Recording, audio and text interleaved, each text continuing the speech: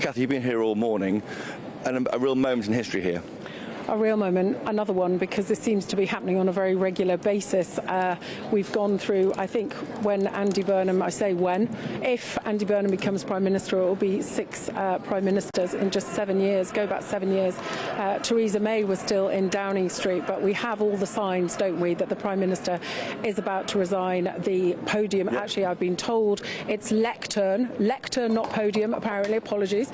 The lectern has come out. We've now got the staff, I can see David Lammy, Darren Jones, many others, and I bet they can barely believe that we are here less than 2 years after they swept into Downing Street with a massive majority, a majority that they got with one word, basically promising change, a majority that they got by not being the Conservatives and by promising to stop the chaos and the infighting. Who would have thought that Labour would effectively be getting rid of a Prime Minister who won a landslide, because it doesn't happen very often for the Labour Party, yet they are, because they think he's deeply unpopular. He is deeply unpopular, we know this, and they think that Andy Burnham, so-called King of the North, is their best and perhaps only chance of taking on reform. Let's reflect a bit on Keir Starmer. 1 year, 352 days. So he's just longer than Rishi Sunak and Liz Truss this century, but really not long as Prime Minister. I'm looking over your shoulder there. I don't know if you can pan round the camera there, just looking at there, who's next door to outside number 11 Downing Street. We can see Darren Jones, David Lammy, I can see various press aides, 2 or 3 press aides, a Joint Chief of Staff, Richard Hermer, of course, Lord Hermer, he is the Attorney General. They're all lining up there, and we've been here before with the Tories. I remember vividly Boris Johnson's team coming out, standing in the same place, Liz Truss's team, well, not Rishi Sunak, because of course he quit an election, but it is so common, isn't it? They're doing exactly what they promised not to do, and in fact it's 2015 since Prime Minister both, completed a full term of office. That was David Cameron from 2010 to 2015. Ever since then, we've just been churning through leaders, but we don't know what the Prime Minister is going to say. But I suspect he's going to announce a timetable for his departure, perhaps a couple of months, assuming that there is no contest. Certainly, I don't think that he is going to stand in a contest, and I think the reason that he will be doing this, he will say he's doing it in the best interests of the country. He will not want to repeat of what happened with Boris Johnson, where ministers were resigning, he was replacing them, he basically couldn't replace them fast enough. It is chaotic. It might be as calm as they can make it, but look, it's very difficult indeed, because Andy Burnham, yes, he's very popular now, but there's plenty of people don't really know what he's about, what he would want to do. I think even some of his allies think that he needs a couple of months to sort of bed down and get on top of what he wants to do and who's he having in his team before he takes over. So that points to a handover potentially beginning of September, perhaps. But this is bad, isn't it? Bad on the international stage that we keep chopping and changing leaders. Bad for the markets who do not like uncertainty. And also, where is the mandate? He got 25,000 votes in Makefield. It was incredible. Here we go. Behind us now. Here comes Keir Starmer and Lady Starmer.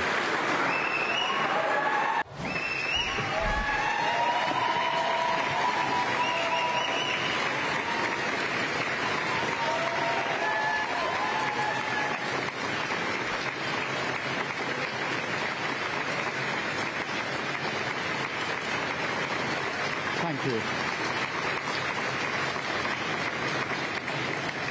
Thank you. Walking up this street 2 years ago was the proudest moment of my life. A new Labour government, the first in 14 years. A page in our country's history turned after years of disappointment and despair. The chance to change the lives of millions of people for the better. That's what I came into politics for. The journey to that point was not easy. 6 years ago, I inherited a Labour Party that was politically, financially and morally bankrupt. I was told time and time again that my party was finished, that we were consigned to history, that a majority at the general election, let alone a landslide majority, was impossible. But we proved those people wrong because we changed our party, ripping out the poison of anti-Semitism, restoring trust on the economy, defence and national security, and becoming a party that once again stood proudly with, not against, our national flag. The hard work of change was with a singular purpose, not power for power's sake, but to change Britain for the better, to build a fairer country with dignity and respect, where everyone is seen, everyone is valued, wealth and opportunity for all, not just the privileged few. And look at what we've achieved in just 2 years. An economy that is stronger, growing faster than our peers, wages rising faster than inflation in every single month since we came to power, investment secured, infrastructure being built, an end to austerity, with the fastest fall in NHS waiting lists for 17 years, the biggest improvement in rights for workers and renters in a generation, the biggest uplift in defence spending since the Cold War, small boat crossings falling, asylum hotels closing, protecting young people from social media, and 500,000 children being lifted out of poverty because of the choices that I made. Our reputation in the world restored, with Britain once again standing up for decency, respect and the rule of law, securing trade deals, standing with Ukraine, standing up for our values and rebuilding our relationship with our allies in Europe. Change promised by a Labour government, change fought for by a Labour government, change delivered by a Labour government. But I know the question being asked now is not who was best placed to change the Labour Party, to take us into power and to begin the vital work of improving lives for millions of people. Those questions have been answered. The question my party is asking now is whether I am best placed to lead us into the next general election. I have heard the answer of my parliamentary party to that question, and I accept that answer with good grace. Every decision I've taken has been about putting the country I love first. That is why I will resign as leader of the Labour Party. I have spoken to His Majesty the King this morning to inform him of my decision. I will ask the National Executive Committee of the Labour Party to set out a timetable with nominations opening on the 9th of July and completed by the summer recess. In the case of a contest, this will ensure a new leader is in place before Parliament returns in September. I will remain in post as Prime Minister until the contest is complete, and I will do everything I can to ensure an orderly handover of power. I will also give my successor my full and unequivocal support, knowing that they will inherit a Britain that is far stronger and fairer than the one I inherited 2 years ago, better prepared for the challenges ahead and better able to ensure the Labour Party secures a second term in office. I want to thank all of those friends and colleagues who have been at my side for these past 6 years or so, for their incredible commitment, service and support. I want to thank the brilliant Number 10 staff and our country's extraordinary civil service who dedicate their lives to public service. And when I leave the biggest job in the country, I shall spend more time on the most important job. being the best husband I can to my fantastic wife Vic, who has been a rock by my side through good times and bad, and being the best dad I can to my beautiful children, who are my pride and my joy. Thank you very much.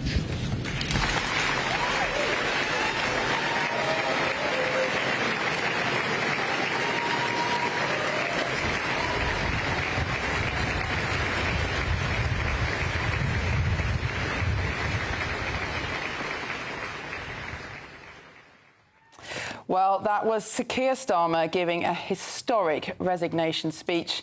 His wife, Lady Victoria Starmer, by his side, becoming quite emotional at the end, but talking about how he had changed the Labour Party. And I think, Cameron, that's probably what he'll be best remembered for politically. He took the Labour Party from utterly unelectable under Jeremy Corbyn, with all those scandals surrounding anti-Semitism, and he won a massive historic majority. Yes, with not particularly big vote share, but nevertheless a huge vote from people with a massive parliamentary majority. And now, 2 years later, less than 2 years after that election, it's all over for Sir Keir Starmer. Yes, I was talking about his legacy there, ripping out the poison of anti-Semitism within the Labour Party. Of course, a social media ban for under-16s. He says 500,000 people being lifted, or children being lifted out of poverty. As you said, Miriam, getting incredibly emotional there, talking about wanting to be the best dad he could and the best husband he could to his wife, Victoria, saying that he has spoken to His Majesty the King this morning, informing him of his decision to resign as Labour Party leader. Quite telling that he wants the process of a new leader being appointed by the completion of the summer recess, meaning a new Prime Minister will be in place by the start of that autumn term. And he said that the process for choosing a new leader of the Labour Party, and therefore Prime Minister, will start on the 9th of July, so just a couple of weeks' time. Well, let's go now to our GB News political editor, Christopher Hope. He is at Downing Street. Christopher, good morning. We've seen quite a number of these resignations now in the last decade.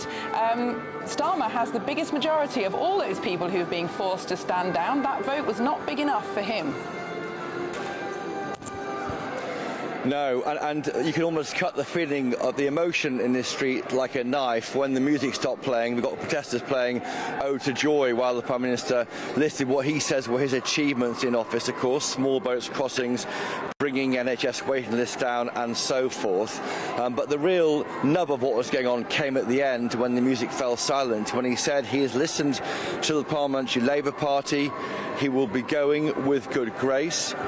He recognised that the end of his road has come. He set out quite a long timetable, so nominations to open on the 6th of July, a shortlist, if there is one, by the end of July, and then some form of leadership contest, if there is one, in August. And then by the time Parliament comes back, and that's very early in September, we will have a new Prime Minister. We've been here before. It is always emotional. I remember vividly Theresa May choking up. David Cameron just whistled to himself in a strange way, but we've seen before also the emotion of these forced resignations by parties. Liz Truss, notably, very upset. With me now in the streets here is Catherine Forster, who's been broadcasting all morning. Catherine Forster, it was emotional, wasn't it?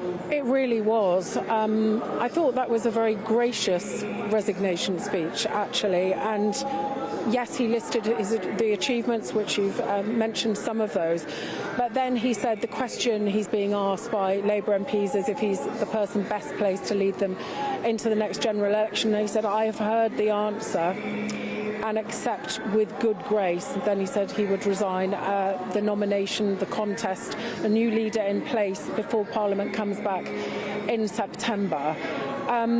And he said, you know, he's committed to an orderly handover. He's clearly seen what happened with Boris Johnson in particular. It was absolute carnage, wasn't it? But I was very struck by what he said at the end. He said that his successor would have his full support. But then when he talked about his family, he said that he would devote himself to being the best husband and the best father, and he choked up, didn't it? Yeah. It reminded me of Theresa May when she said of the country I love, and her voice when he also talked about the country that he loved. And it just made me think, people really dislike this Prime Minister quite viscerally. I've heard it so many times. A lot of people hate him. And for those of us that actually work here, certainly for people that work in Number 10, they say to me, you know, he's actually a good, decent man. He's trying to do his best. But for whatever reason, the public have not connected with him. And that is his downfall. I'm not sure he ever let them connect with him. For me, he's always been a black and white politician in a Technicolor age. Just a week ago, he was unveiling this social media crackdown, and rather than saying down the barrel to children watching GB News over their breakfast with their parents, I've got your back, I will make the internet safe. Don't blame your parents, blame me. I think it's not a safe place. I've got you. He didn't say any of that. He talks about things in the third person, about big tech, he just never really connects as a politician. Of course, he's a former DPP, Director of Public Prosecutions. I've known him for 20 years, formerly in that role. You know, he's a leader, but he can't lead the country, and that's the tragedy. And of course now he'll be known as a former Prime Minister by the autumn. The biggest job of his life has gone. It's over. He'll be a former PM. I mean, and there was a degree of tragedy he couldn't deliver. Yes, absolutely. And I think back to that line that Kemi Badenoch regularly says, he's a lawyer, not a leader. He has that reserve, that sort of stiffness, if you like, that means that is a barrier. You and I know that he can be quite warm and jovial off camera, but you do not get that. That does not come across to the public. Cue Andy Burnham, the so-called King of the North, who is so different because he's very affable, he's very friendly, he's very chatty, talking to people up in Makerfield. You know, I heard lots of stories about him and how much they liked him and how he'd helped them individually. When I said to them, you know, do you think he'll be a good PM? They were like, well, we hope so. But Andy Burnham has got a way of connecting with people. But whether he's got what it takes to be Prime Minister, I don't think any of us really know. We've been here before with Metro mayors who can't quite cut it on the national stage. He's been a good spending mayor, spent money on buses, on police, the B network in Manchester. He's run the health department, the culture department under Gordon Brown in the back end of the noughties, I should say. But what's he actually done? I think that's the question. And in fact, he admitted in that TV hustings on the BBC Question Time, he said there, didn't he, that he needs time to work out a plan. I mean, this guy is. I mean, the PM has quit, right? He had a plan. It may not have been popular. It was maybe turning around slowly. Some numbers are coming back on his favour. He's now gone. We could have a new leader who has a different idea altogether, and that could mean this coronation we're going to have from Labour. Many Brits will go, well, what's that about? I mean, why has this happened? Yeah, they'll say, where's the mandate? And the mandate is literally the votes of the 25,000 people in Makerfield that voted for him, and he is, we don't know, but exceedingly likely to walk in that door in the next few weeks as Prime Minister. So there will, of course, be questions about the mandate. I don't think it's entirely clear what he's going to do. We know that he is changeable, to put it kindly. We've seen various U-turns on immigration, on trans rights, on the WASPy women, literally in the last week or so. So many questions, and questions about. He's wanted this job for a long time. We know that. He had a sort of misfired attempt back at Labour conference, which went rather wrong. But his team told me last week that their ideal scenario is an orderly transition, maybe coming in September, which gives him time. But I think critics will be saying, hang on a minute, you've been trying to get this job, you've been trying to get this job originally since 2010. Surely by now you've got a pretty clear idea of what you want to do. And surely this party needs a competition. I was there back in 2007 when Gordon Brown was crowned as Prime Minister with no real ideas, and we felt at the time, had he been tested against candidates, he'd have worked out what he stood for and challenged over what he stood for. If Labour fall into that same trap again, I think that could be an own goal. I think they need to have a debate about who is the leader of this country. But I think we should reflect while we're here on Keir Starmer. I mean, it started so well for him, didn't it? With that majority in July 2024. He also and his allies tell me this, he stayed and fought and saved the party from Jeremy Corbyn when it became unelectable. Where did Andy Burnham go? Andy Burnham went to Manchester and sorted himself out. Keir Starmer stayed, made the party electable. Now the party is rejecting him. Yes, and I imagine that he does feel pretty bruised about it. I remember after Jeremy Corbyn led them to that horrendous result, what was it, the worst result for Labour since 1935, I think, we all thought that Labour had no chance of getting into power for at least 2 terms. We assumed that Sir Keir Starmer would be a caretaker Prime Minister because Labour had moved so far to the left and so much anti-Semitism. And as he said he inherited a Labour Party politically, morally and financially bankrupt. I think he does deserve a lot of credit for that crackdown on anti-Semitism, dragging the party back towards the centre and fundamentally making it not scary, because they won that election, didn't they? Yes, because they weren't the Tories, everyone's very cross with them. Also because he'd made Labour seem like a safe option. They hadn't given us much in the way of plans, but they basically said, oh, we're not tax rises beyond non-DOMs and VAT on, we're going to get it all from growth. Of course, it's worked out rather differently to that. I wonder what's changed in the past few days. I mean, I interviewed him in Wednesday last week, and he said, yes, I'm fighting, I'll fight any campaign. I said to him, isn't the problem you? You're the problem, Prime Minister. You're the reason why Reform did so well in the May locals to get you out. You're the reason why Andy Burnham has done so well in this by-election, of course, after we spoke. Is that not the case? And he said, no, and here's why. He tried to set out why he wasn't a problem. But as you say, we go back to your first principles. He seems to be widely disliked by people, by voters. We see it all the time in GBNews' inbox, don't we? And he just hasn't cut through. No, he hasn't cut through, but I think in fairness to him, we do have a pattern here, don't we, of churning through leaders. People are very unhappy because basically since the financial crisis we've had precious little growth, precious little in the way of people feeling that things are getting better. In fact, very often we think that things are getting worse, and this is not just a problem that afflicts us. We see this sort of impatience and anger with the political class in Europe too. I mean, look at how unpopular President Macron is. His government keeps collapsing. Look at Chancellor Merz over in Germany. He's only been in for a short while. He is very unpopular too. So we are certainly not alone, but my goodness, it is just, what a time. They couldn't have thought for a moment less than 2 years ago that this would happen. Catherine Forster, thank you for joining us today. And there we have it. The herd has moved against Keir Starmer. He's spoken to the Parliamentary Labour Party over the weekend. He has listened. He's off. We're about to get our 7th Prime Minister in 10 years.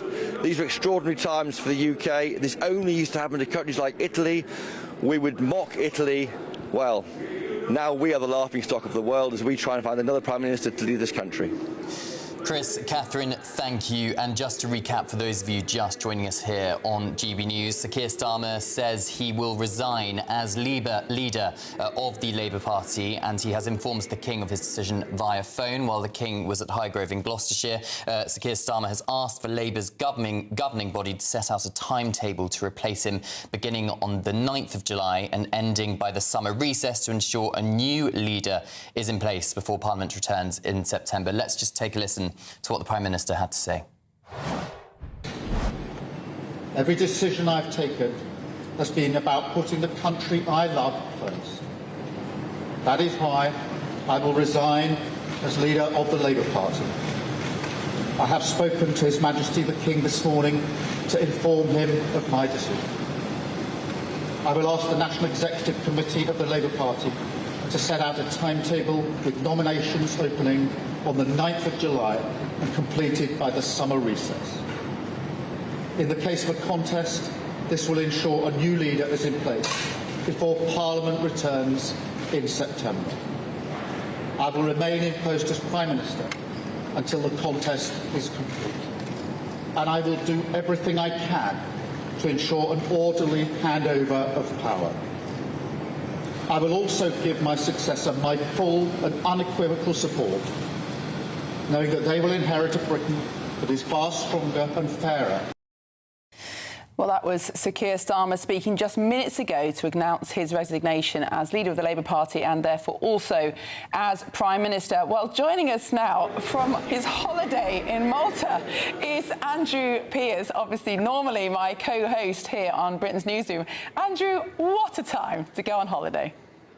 It is my father-in-law's 80th birthday, and I'm afraid you can't change that in the diary. This trip's been in the diary for 10 months, but it was pretty clear yesterday, wasn't it, that he was going today, and I thought it was a typically competent speech by the Prime Minister, a bit of emotion at the end.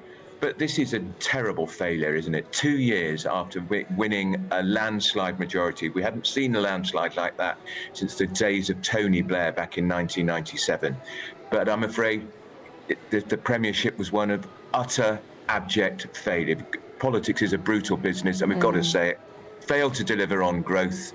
Absolutely, the economy is going backwards, not forward, and all the personal issues, the disastrous decisions over winter fuel allowance, even the freebies right at the very beginning of his premiership was a real sign there was something wrong here, and the disastrous decision to appoint Peter Mandelson, which went to the very heart of Keir Starmer's lack of political judgment. He's got no political instincts. He's got no political antennae. He's not a politician. Kemi Badenoch's quite right. He's a lawyer, not a leader. He doesn't have proper Labour Party instincts. He's been a woeful failure, in my view, one of the worst I've ever covered. And I was around working on the Times covering the fall of Margaret Thatcher. She'd been Prime Minister for 11 and a half years and was one of the most remarkable Prime Ministers we ever had. There's no comparison with this, 2 years and out. But what is happening to our country? 7 Prime Ministers in 10 years. We are turning into a banana republic. And the public, meanwhile, Andrew, are getting increasingly frustrated by this constant change of leader. And in the last few moments, Nigel Farage, leader of Reform UK, has called for a general election. What do you think of his remarks? Well, you would call for a general election. It won't happen because if Andy Burnham is the leader, and we don't yet know if there's going to be a challenge, I suspect it is going to be a coronation. Andy Burnham will want at least 2 years, I think, before there's a general election. But he's got no mandate. He's won a by-election. He's won a by-election of 75,000 people in Mayfield, which now makes him. Well, it looks like it's going to make him Prime Minister. Yes, all the opposition leaders will call for a general election. I'm sure Kemi Badenoch could be doing just the same. But I'm not sure she was clamouring for a general election when Boris Johnson was toppled and then Liz Truss was toppled. And then finally the public got rid of Rishi Sunak. But I do think it's a very, very bad way to go about governing our country. What will the markets do? The markets will hate this. The uncertainty it will cause on the markets, which costs all of us who are watching and listening money because the markets will contract. That affects pension funds. It affects so many things. And the markets, as we know, Andy Burnham famously said he won't be a prisoner of the bond markets. Oh, he will. Well, Andrew, it does make us ask the question, what exactly do we want from our leaders? We had David Cameron, who was perhaps a classic public school boy, old Etonian, cut from the same cloth as many previous prime ministers. Brexit ruined his premiership. Theresa May, most people agree she was extremely hardworking, diligent, honourable, honest, but clearly not cut out for leadership. Boris Johnson, very charismatic, didn't last very long. Liz Truss lasted even less time. Rishi Sunak, extremely clever. Everybody who worked with him knew he was very bright, on top of his policy brief. Again, well-meaning. Now, Keir Starmer, a very, very successful lawyer. On paper, you might say, perfect candidate. What do we want from our prime ministers? Well, I quite agree. I think the job is becoming almost impossible to do, and social media puts them under so much more pressure because they're under scrutiny. The intensity of the scrutiny is so much more intense now. But what I think we want from a prime minister is a prime minister with a vision for the country, a strategy. Keir Starmer had no vision. I was shocked the first 100 days. There was no plan. He should have hit the ground running. My God, they've been out of power, Miriam, for 14 years. They had 14 years to come up with a proper, coherent plan to how to govern the country, how to restore economic growth. We are, after all, a part of the G7. We're on the United Nations Security Council. We are still a major player on the world stage, but there was nothing. So Andy Burnham, over the coming weeks, he's just got to come forward with proper plans. He's talked about massive state intervention, which makes my heart sink. But at least let's hope he's got a plan.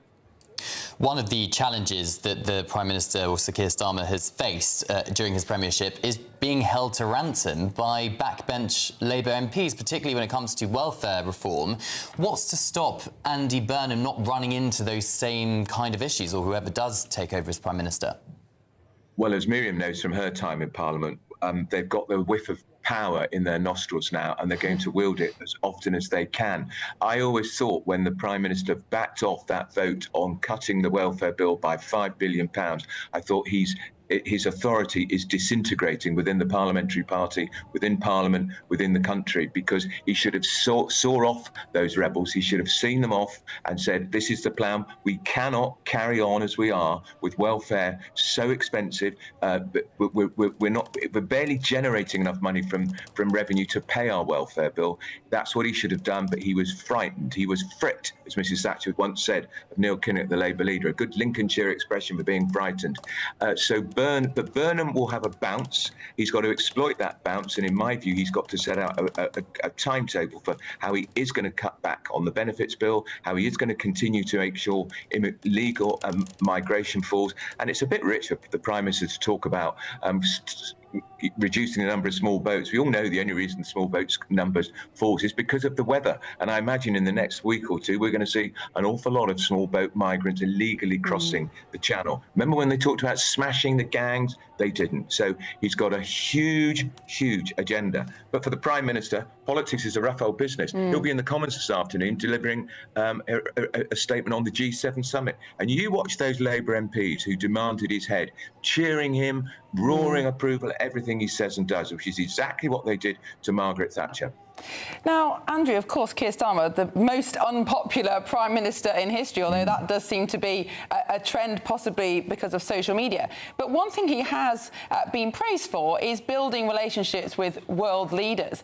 That all has to start completely again now. All the headway he's made with Trump, although that's been slightly more difficult in recent months, but certainly with European leaders, now goes. And a new leader has to start completely again with those relationships. That's not great for our country, is it? No, and Andy Burnham is almost an unknown on the international stage. He was a cabinet minister for a few years under Gordon Brown, but yet he's a mayor in charge of a budget of £3 billion, and he's going to have to get to know all these world leaders. But I do think about these Labour MPs. It's a salutary. I keep thinking, Andy Burnham was rejected by Labour MPs for the leadership of the Labour Party in 2010. They chose that rather peculiar Ed Miliband. And in 2015, they decisively rejected Andy Burnham again and chose the ageing Marxist Jeremy Corbyn. Have his shortcomings gone away? Has he suddenly become a much more competent politician and would-be Prime Minister because he did quite well as Mayor of Greater Manchester? I think there's huge question marks over whether Andy Burnham has got the experience and has the right people around him to take on number 10. It's a huge job. And being Mayor doesn't make you necessarily a great Prime Minister. Who could I be thinking of? Boris, maybe. Indeed. Andrew Pearce, thank you very much for joining us here. Yeah, thank you, Andrew. And I won't let Cameron eat all your biscuits, don't worry. I'll try not to. I'll keep a seat warm for you, Andrew. Thank you so much. Enjoy your holiday if you can. Andrew Pearce there from Malta. Well, what a start to the programme, Cameron, and we're only half an hour in, I'm sure. There is plenty left to come on Britain's Newsroom. The political news, unprecedented at this time in British history, I think. Do stay with us. It is exactly 10 o'clock on Monday, the 22nd of June, live across the United Kingdom. This is Britain's Newsroom with Cameron Walker and Miriam Cates. Well, breaking news this morning. Sir Keir Starmer resigns as Prime Minister in an emotional speech outside 10 Downing Street. Every decision I've taken has been about putting the country I love first. That is why I will resign as leader of the Labour Party. He was reduced to tears as he thanks the British public as well as his family.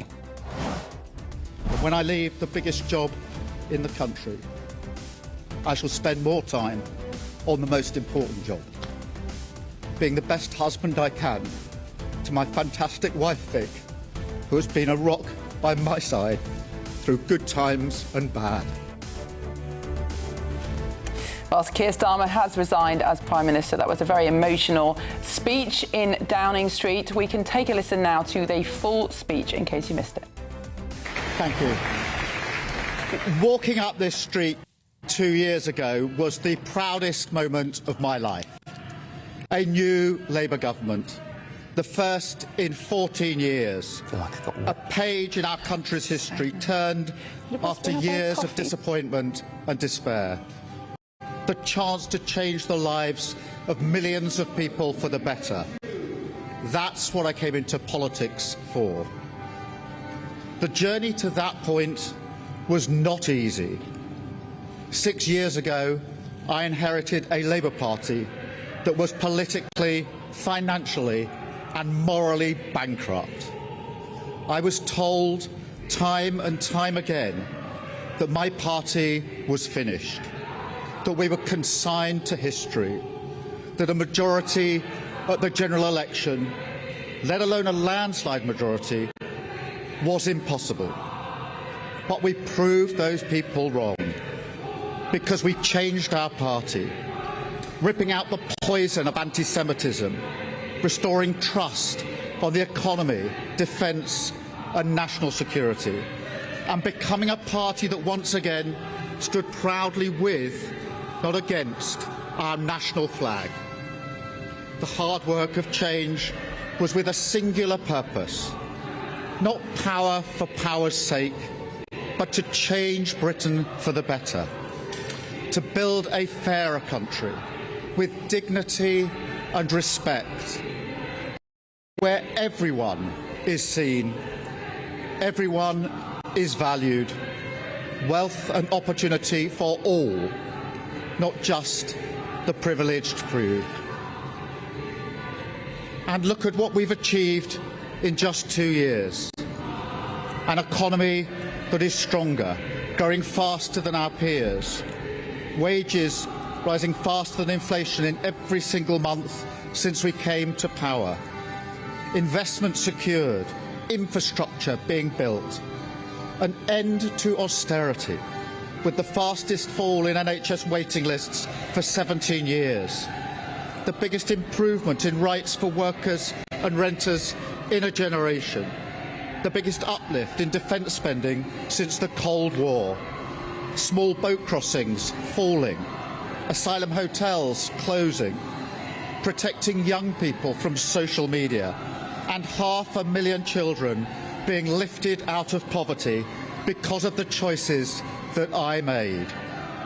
Our reputation in the world restored, with Britain once again standing up for decency, respect and the rule of law, securing trade deals, standing with Ukraine, standing up for our values and rebuilding our relationship with our allies in Europe. Change promised by a Labour government, change fought for by a Labour government, change delivered by a Labour government. But I know the question being asked now is not who was best placed to change the Labour Party, to take us into power and to begin the vital work of improving lives for millions of people. Those questions have been answered. The question my party is asking now is whether I am best placed to lead us into the next general election. I have heard the answer of my parliamentary party to that question, and I accept that answer with good grace. Every decision I've taken has been about putting the country I love first. That is why I will resign as leader of the Labour Party. I have spoken to His Majesty the King this morning to inform him of my decision. I will ask the National Executive Committee of the Labour Party to set out a timetable with nominations opening on the 9th of July and completed by the summer recess.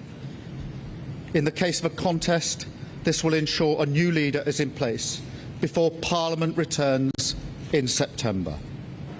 I will remain in post as Prime Minister until the contest is complete, and I will do everything I can to ensure an orderly handover of power. I will also give my successor my full and unequivocal support, knowing that they will inherit a Britain that is far stronger and fairer than the one I inherited 2 years ago, better prepared for the challenges ahead and better able to ensure the Labour Party secures a second term in office. I want to thank all of those friends and colleagues who have been at my side for these past 6 years or so, for their incredible commitment, service and support. I want to thank the brilliant Number 10 staff and our country's extraordinary civil service who dedicate their lives to public service.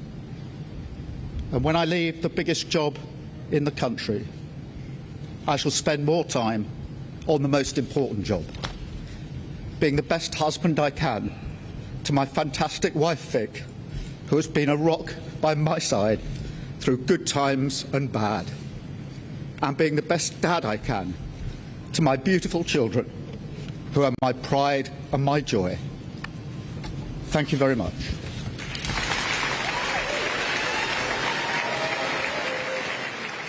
Well, that was just recapping Prime Minister Sir Keir Starmer's resignation speech earlier this morning. He is now resigning as the leader of the Labour Party, with a new Labour Party leader and therefore Prime Minister set to be in place by the end of the summer recess. We can now speak to Sienna Rogers, who is the Deputy Editor of Parliament's magazine, The House. Sienna, good morning to you. Your reaction to the Prime Minister's resignation speech? Good morning. Yeah, I think it was, expected. People have known that after reflecting over the weekend about his position, really it was inevitable that it would come to this at this stage. And, reflecting on his kind of achievements as Labour leader and Prime Minister, he obviously emphasised kind of turning around the Labour Party in the first place. So that's before he entered Number 10. And then in government, he talked about small boat crossings being down, asylum hotels closing, so very much Shabana Mahmood's kind of achievements there, but also protecting young people from social media. We know he recently announced that policy of banning social media for under 16s. That's something that he was very sceptical about, first of all, and then it's ended up becoming one of his kind of legacy policies. And the other one was lifting children out of poverty, which I think was a reference to removing the two-child benefit cap.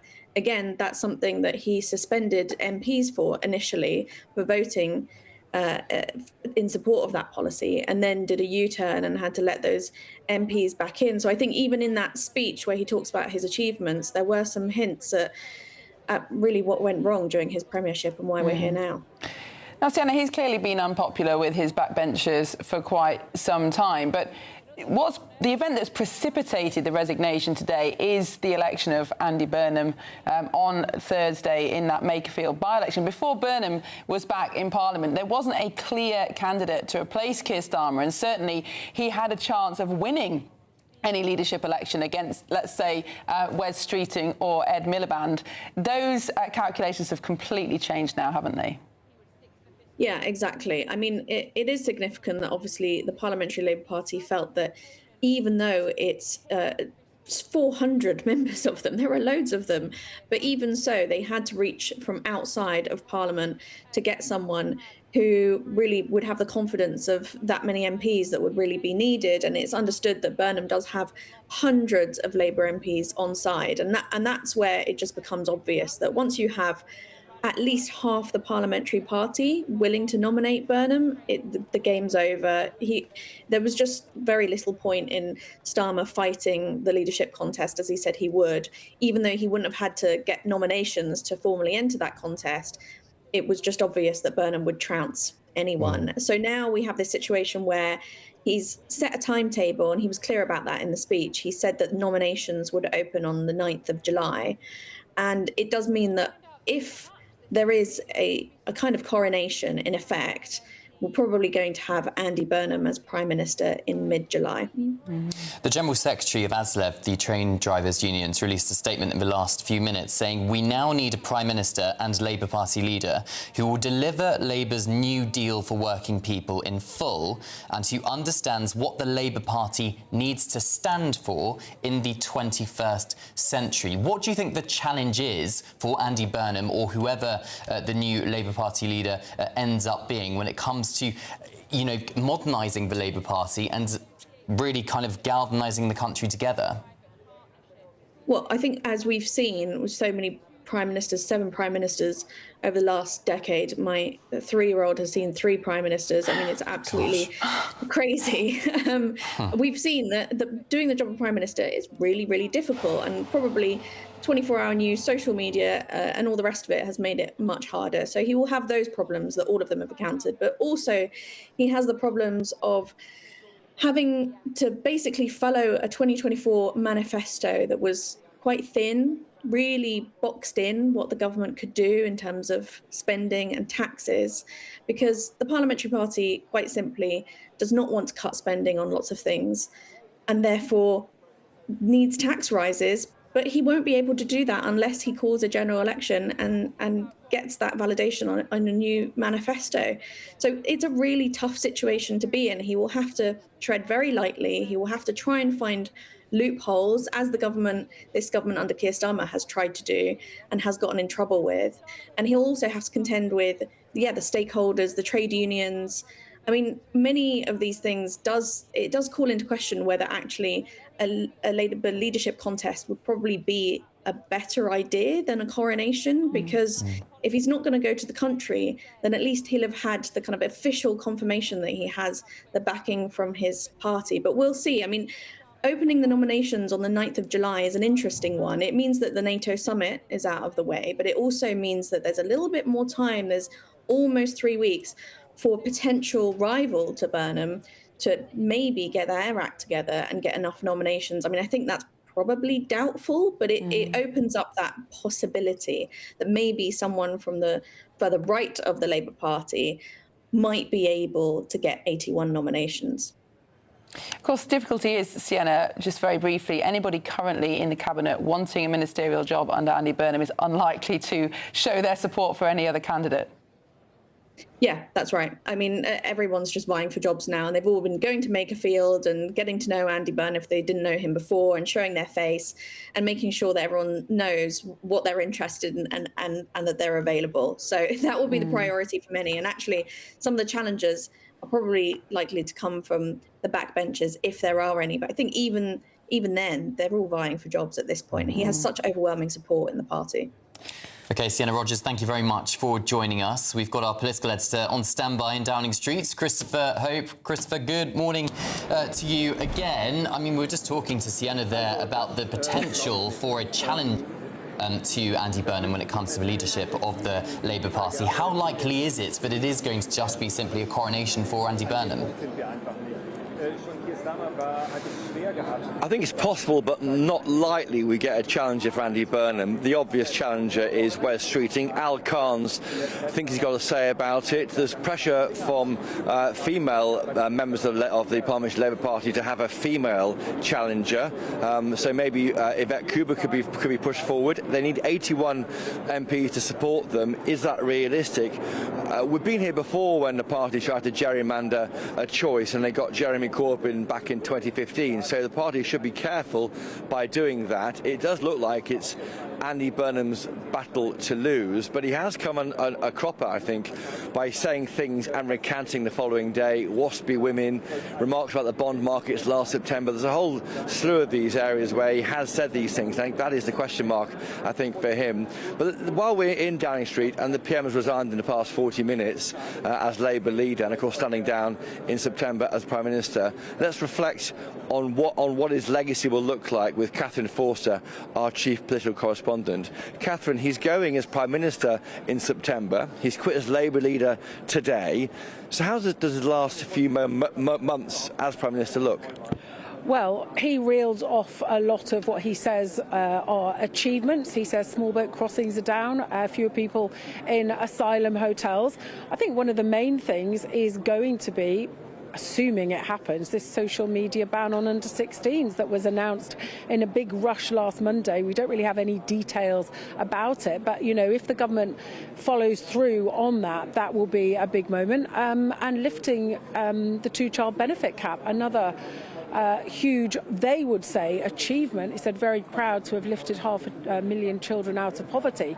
But of course, the government for a long time didn't want to do that. They caved effectively in the end to pressure from their own backbenchers, and that's a pattern that we've seen over and over again. The welfare rebellion last summer, where they couldn't get £5 billion of welfare cuts through their own MPs, to me marked the Prime Minister losing his authority. And at the NATO summit, I said then how confident you are of going in leading your party into the next election. To me, his authority went at that point. So looking forward from now, what's coming up in July and how will his last few months look? He's got the NATO summit in early July, then an EU reset summit. Those are two legacy moments for him, aren't they?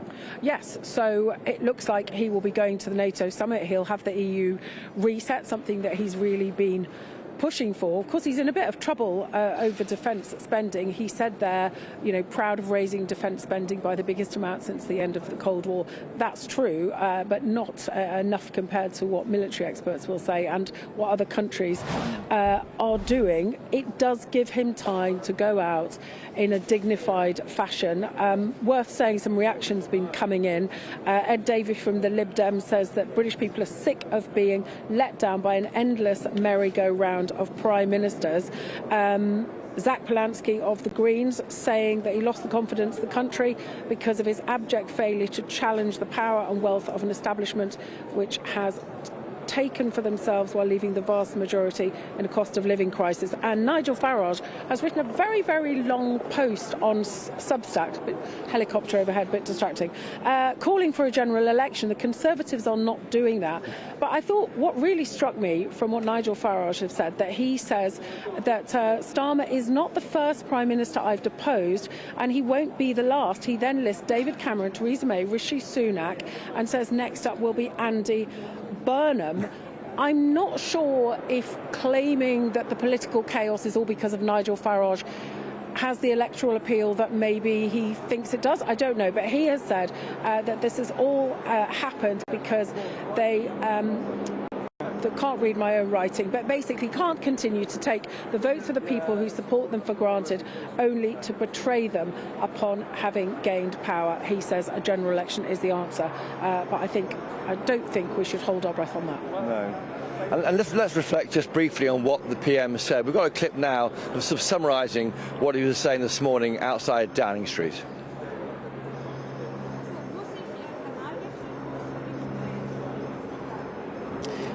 Well, We'll throw to that clip now, possibly. Well, I don't think we have that clip yet, Chris, but we will be playing reminders of the key moments from that speech throughout the morning. Chris, Catherine, thank you so much for your commentary this morning. We'll be returning to you shortly, no doubt. Well, joining us now in the studio, we've got the US political commentator, Jennifer Ewing. Jennifer, good morning. Good morning. Now, as always, Donald Trump stepped into this controversy yesterday. Yes. Some people thought that he knew that Starmer was about to resign, but we think probably he was just reading the papers like the rest of us. I think either one is possible. And I did think perhaps he had been told, and then he just has a lot on his plate with Iran and everything, and he's like, I'll just get this out of the way. Yeah. That's one possibility. The other possibility is he just decided, let's hurry this along. It's an inevitably, I'm reading the tea leaves, so let's get a statement out there. I also think that his emphasizing both immigration, and energy is something that he's been talking about. It's indeed in our national security strategy that we put out in December. One of our biggest worries about the UK and Europe is energy security and immigration, along with some censorship and free speech and birth decline. So this is him just hammering in a message that is really important to the United States, especially if Britain is to remain one of our great allies. So I almost think the president wasn't so much talking to Prime Minister Starmer as he was perhaps to Andy Burnham or perhaps to whomever wins, if there is indeed a leadership contest in Labour, the next person to say, this is what we, as one of your greatest allies, hope you prioritise. And on that theme, of course, we know that Keir Starmer and the President have not exactly got on. The President saying he's no Winston Churchill twice, I believe, over the course of 6 months. If it is Andy Burnham or Wes Streeting or whoever, how do you think they need to handle President Trump? And also, how is President Trump going to get on with this next leader? Because presumably, whoever does take over as Labour leader is not going to want to make the same mistakes as Sir Keir Starmer did. Well, first of all, I think one of the things you'll notice about President Trump is when he's in front of someone, he's very deferential. He's very polite. This is such a great guy. This is such a great woman. You know, he'll do it to Erdogan. He'll do it to Starmer. He'll do it to whoever he's in front of. It's then not Zelensky. And hopefully you guys saw that crazy story about Scott Bessent and some of his crazy Zelensky comments. Anyway, that was quite funny. Yeah, no, you put me off. That was quite funny. But no, how does, you know, whoever the new Labour leader or the new Prime Minister handle this? I guess it depends what the British people want, right? Like, I mean, ideally, our leaders in this country, of which I can vote in this country, should be listening to the people. And I think, I mean, look at a lot of the newspapers, a lot of the things that are going on in the left and right is people are worried about immigration and they are worried about energy bills. And we know that you can't have national security without energy security. So let's say that Andy Burnham, you know, becomes the next Prime Minister and he takes some of the policies in a different direction. And let's say he gets stricter on immigration and, you know, starts drill baby Joe. I think he'd have a wonderful relationship with the US. Stay there, Jennifer. We'll come back to you, but we're just going to pop back to Downing Street to see Christopher Hope again after it's Yeah, that's right, Miriam. I mean, a real moment here. Let's not forget we are about to see a leadership contest of sorts take place, but maybe that no other candidate can get more than Andy Burnham's requirement of getting 81. It may not get anywhere. But let's look at the moment that the Prime Minister resigned, a moment in history. Here's Sir Keir Starmer speaking within the past hour. The question my party is asking now is whether I am best placed to lead us into the next general election. I have heard the answer of my parliamentary party to that question, and I accept that answer with good grace. Every decision I've taken has been about putting the country I love first. That is why I will resign as leader of the Labour Party. OK, that's Keir Starmer there, of course. An emotional moment here in Downing Street. I'm with Catherine Forster, our chief political correspondent, who's been here since 6 a.m. Catherine, a real moment there. I mean, you were quite moved by it, I think, and maybe as a parent when he talked about his children. I was, and we all remember when Theresa May stood out there and said about the country that I love and her voice broke. He mentioned the country he loved as well, but it was when he got to the end and then he said, you know, when I no longer am doing this incredibly important job, I will do the most important job of all, which is to be the best husband to my fabulous wife, Victoria, and dad. And his voice was breaking. He was choked up. And I did find it quite moving because I think it's very easy to forget. These are human beings. Yes, they're politicians. Yes, he's a prime minister. But they're human beings, and that often, I think, gets forgotten. There's so much vitriol, especially on social media. So many people really, really hate him. But at the end of the day, he is just a guy. I think he's tried to do the best he can. He's obviously been not very good at politics, as it turns out. But I did feel a bit sad for him. One does feel emotional about it because it's an emotional job, but he has walked over hot coals to be Prime Minister. It's or glass, whatever you describe it. Let's have a listen to that moment when he did resign, when he appeared to tear up when mentioning his family and his wife. When I leave the biggest job in the country, I shall spend more time on the most important job, being the best husband I can to my fantastic wife, Vic, who has been a rock by my side through good times and bad. As a Prime Minister, deeply emotional. I mean, he's resigning as Labour leader and standing down in September as Prime Minister. Longer than Rishi Sunak, longer than Liz Truss, not as much time as Boris Johnson. How will history judge Sir Keir Starmer? Now he'll be shortly the former Prime Minister of the UK. Just to get back to the emotion for a second, if you don't mind, I'm just really struck by it because obviously we had it with Theresa May, but it's quite unusual to see a male Prime Minister choke up like that. And I think it's in such contrast to the image that the public has of him as this very sort of stiff, wooden, robotic, unemotional, kept-in figure that we're used to seeing. But his legacy, well, I mean, he said early on, one of the biggest things that he has done is he brought the Labour Party back from its worst defeat since 1935. He said he inherited a Labour Party politically, morally, financially bankrupt. I think that's right. I remember after Jeremy Corbyn and that loss in 2019, we thought the Labour Party were finished for a decade. We thought it would take them a very long time. We thought when Sir Keir Starmer was elected that he was just a caretaker Prime Minister. Now, sure, he got lucky with the Tories, but I think this very sort of technocratic managerial style, okay, in the end it has come back to bite him. But people felt after the chaos of the Tories, and I'm aware that we've got chaos now again, but that somebody calm, competent, methodical was perhaps what the country needed, but yet that, in the end, hasn't resonated with people. And he's had 16 U-turns. Well, yes, because they boxed themselves in on tax. We had borrowed as a country £500 billion in 3 years, and no one wants to pay for that in taxation. So they put it on the overdraft of the country and tried to pick off groups, old people, farmers and the like, and then reversed on them. And they lost all of their political capital in 2 years, it seems. We'll come on to shortly whether the next leader can find that again, but does seem to be a series of own goals under his leadership, and he's paid the price.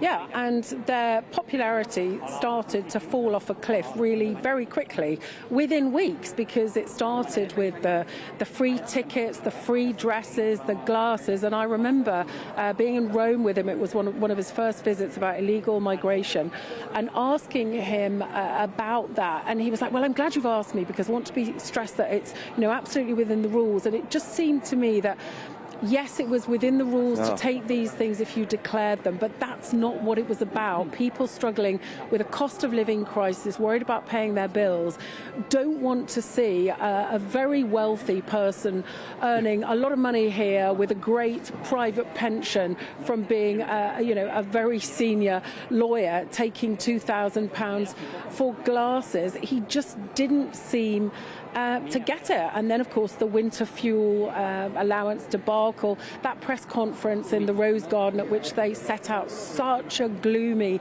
picture. You have to, yes, be straight with people, but give people a bit of hope. And I think they realised that sort of much too late. Rachel Reeves, you see, trying to look jolly, but prime ministers who seem like they're enjoying the job, people like Boris Johnson, good, I nearly forgot Boris Johnson's name then. People who look like they're enjoying it, people like that. And I think Andy Burnham does have that at the moment. Well, because of course it could change, but at the moment he connects with people. He seems like he's enjoying it. He seems to. I just think he's completely untried in this biggest job. He's not even an MP yet. To remind viewers, he hasn't been sworn in as an MP until this afternoon. We're talking about a man who can be Prime Minister by September who isn't actually an MP yet. They do think this is striking and staggering, and his lack of experience at the top job really in recent years is interesting. He's a politician who left Parliament when Jeremy Corbyn came along and didn't fight for the party. He went to Manchester and ran Manchester very well, successfully. And Keir Starmer, I think, is rightfully feeling, I've done all the hard yards I've suffered to get this party electable, and this is how they thank me. And also, when Sir Keir Starmer had just come in and Andy Burnham ran against Jeremy Corbyn, Sir Keir Starmer was very quick to support Andy Burnham in that leadership campaign, which he obviously lost. And yet, when Sir Keir Starmer ran for the Labour leadership in 2020, Andy Burnham took quite a long time to come and support him, which I imagine has not been forgotten. There is no love lost between them. So politics today, the herd has moved, the PLP has spoken. What's happening with the leaders so far? We've heard nothing happy from Wes Streeting, Al Carnes, even Yvette Cooper, anyone who might stand against Andy Burnham. No one said anything yet, have they? Not to my knowledge. I mean, we've been pretty much chatting incessantly, but not as far as I know.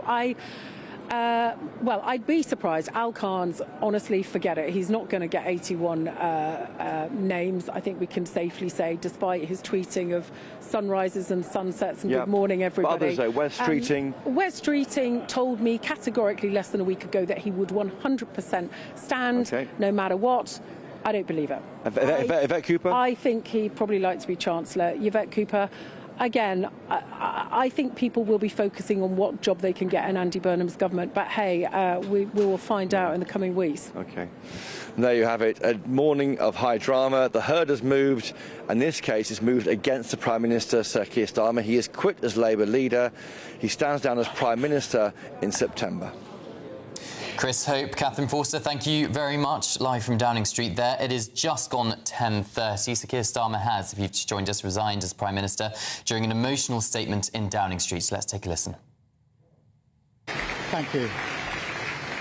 Walking up this street 2 years ago was the proudest moment of my life. A new Labour government, the first in 14 years. A page in our country's history turned after years of disappointment and despair. The chance to change the lives of millions of people for the better. That's what I came into politics for. The journey to that point was not easy.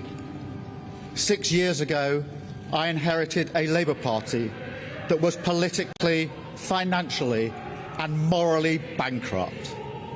I was told time and time again that my party was finished, that we were consigned to history, that a majority at the general election, let alone a landslide majority, was impossible. But we proved those people wrong, because we changed our party, ripping out the poison of anti-Semitism, restoring trust on the economy, defence and national security, and becoming a party that once again stood proudly with, not against, our national flag. The hard work of change was with a singular purpose, not power for power's sake, but to change Britain for the better, to build a fairer country with dignity and respect, where everyone is seen, everyone is valued, wealth and opportunity for all, not just the privileged few. And look at what we've achieved in just 2 years. An economy that is stronger, growing faster than our peers, wages rising faster than inflation in every single month since we came to power, investment secured, infrastructure being built, an end to austerity, with the fastest fall in NHS waiting lists for 17 years, the biggest improvement in rights for workers and renters in a generation, the biggest uplift in defence spending since the Cold War, small boat crossings falling, asylum hotels closing, protecting young people from social media, and 500,000 children being lifted out of poverty because of the choices that I made. Our reputation in the world restored, with Britain once again standing up for decency, respect and the rule of law, securing trade deals, standing with Ukraine, standing up for our values and rebuilding our relationship with our allies in Europe. Change promised by a Labour government, change fought for by a Labour government, change delivered by a Labour government.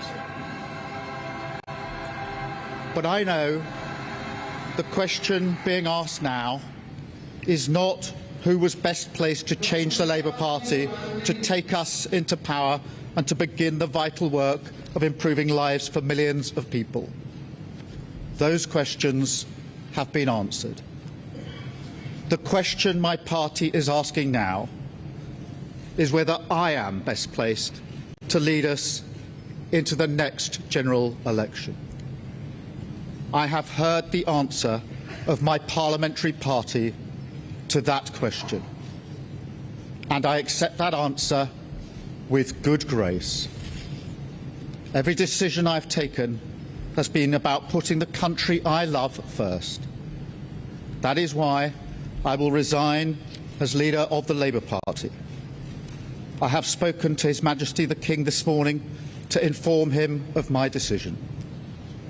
I will ask the National Executive Committee of the Labour Party to set out a timetable with nominations opening on the 9th of July and completed by the summer recess. In the case of a contest, this will ensure a new leader is in place before Parliament returns in September. I will remain in post as Prime Minister until the contest is complete, and I will do everything I can to ensure an orderly handover of power. I will also give my successor my full and unequivocal support, knowing that they will inherit a Britain that is far stronger and fairer than the one I inherited 2 years ago, better prepared for the challenges ahead and better able to ensure the Labour Party secures a second term in office. I want to thank all of those friends and colleagues who have been at my side for these past 6 years or so, for their incredible commitment, service and support. I want to thank the brilliant Number 10 staff and our country's extraordinary civil service who dedicate their lives to public service. And when I leave the biggest job in the country, I shall spend more time on the most important job, being the best husband I can to my fantastic wife Vic, who has been a rock by my side through good times and bad, and being the best dad I can to my beautiful children, who are my pride and my joy. Thank you very much. Well, that's Sir Keir Starmer, the now outgoing Prime Minister, giving that resignation speech just over an hour ago in front of 10 Downing Street, listing his achievements, including turning the Labour Party around from its completely unelectable stance under Jeremy Corbyn into winning that historic parliamentary majority in 2024. And Cameron, he did become quite emotional at the end when talking about the support of his wife, Lady Victoria Starmer, and wanting to be the best husband and father he can be again now that he'll no longer be doing such a demanding job. Yeah, he absolutely did. And one of the criticisms of Prime Minister Starmer, both as leader of the opposition and as Prime Minister, was he didn't have enough emotion, he didn't have enough kind of human empathy when giving interviews, sounded like a robot, and you saw it there in plain sight on the steps of Downing Street, talking about what, you know, makes him the most important thing to him, which is being a father and a husband as well. Emotional scenes. Well, we've got our panel with us in the studio, former MEP Annunziata Rees-Mogg and former Labour advisor Matthew Torbett. And Matthew, we do have to start with you. I mean, you have not been a supporter of Keir Starmer, I think it's fair to say. You are an ally of Andy Burnham, so I imagine that a big part of you is welcoming today's news. But nevertheless, a difficult day for the country and the Labour Party. I mean, another Prime Minister kicks the bucket. No, I think it's a sad day. I said some months ago, you know, I've been calling for this for a long time, obviously, but I said to you and Andrew previously on this show, I'll take no joy in Keir Starmer resigning today, and I don't. I think it's the right thing to do for the Labour Party currently and for the change of direction the country probably needs. But it's never nice to see. And, you know, listen, I welled up on the train. That's how wet I am. But I did the same with Theresa May. And, you're soft-lefty. I am. I'm a big soft-lefty because I think it's right to have empathy for your fellow human beings, particularly if you don't agree with them. And obviously, regardless of what I or other people that support Andy Burnham want, there's also that fear of change. Just human beings, change is quite fearful, and you've got to hope that this works out.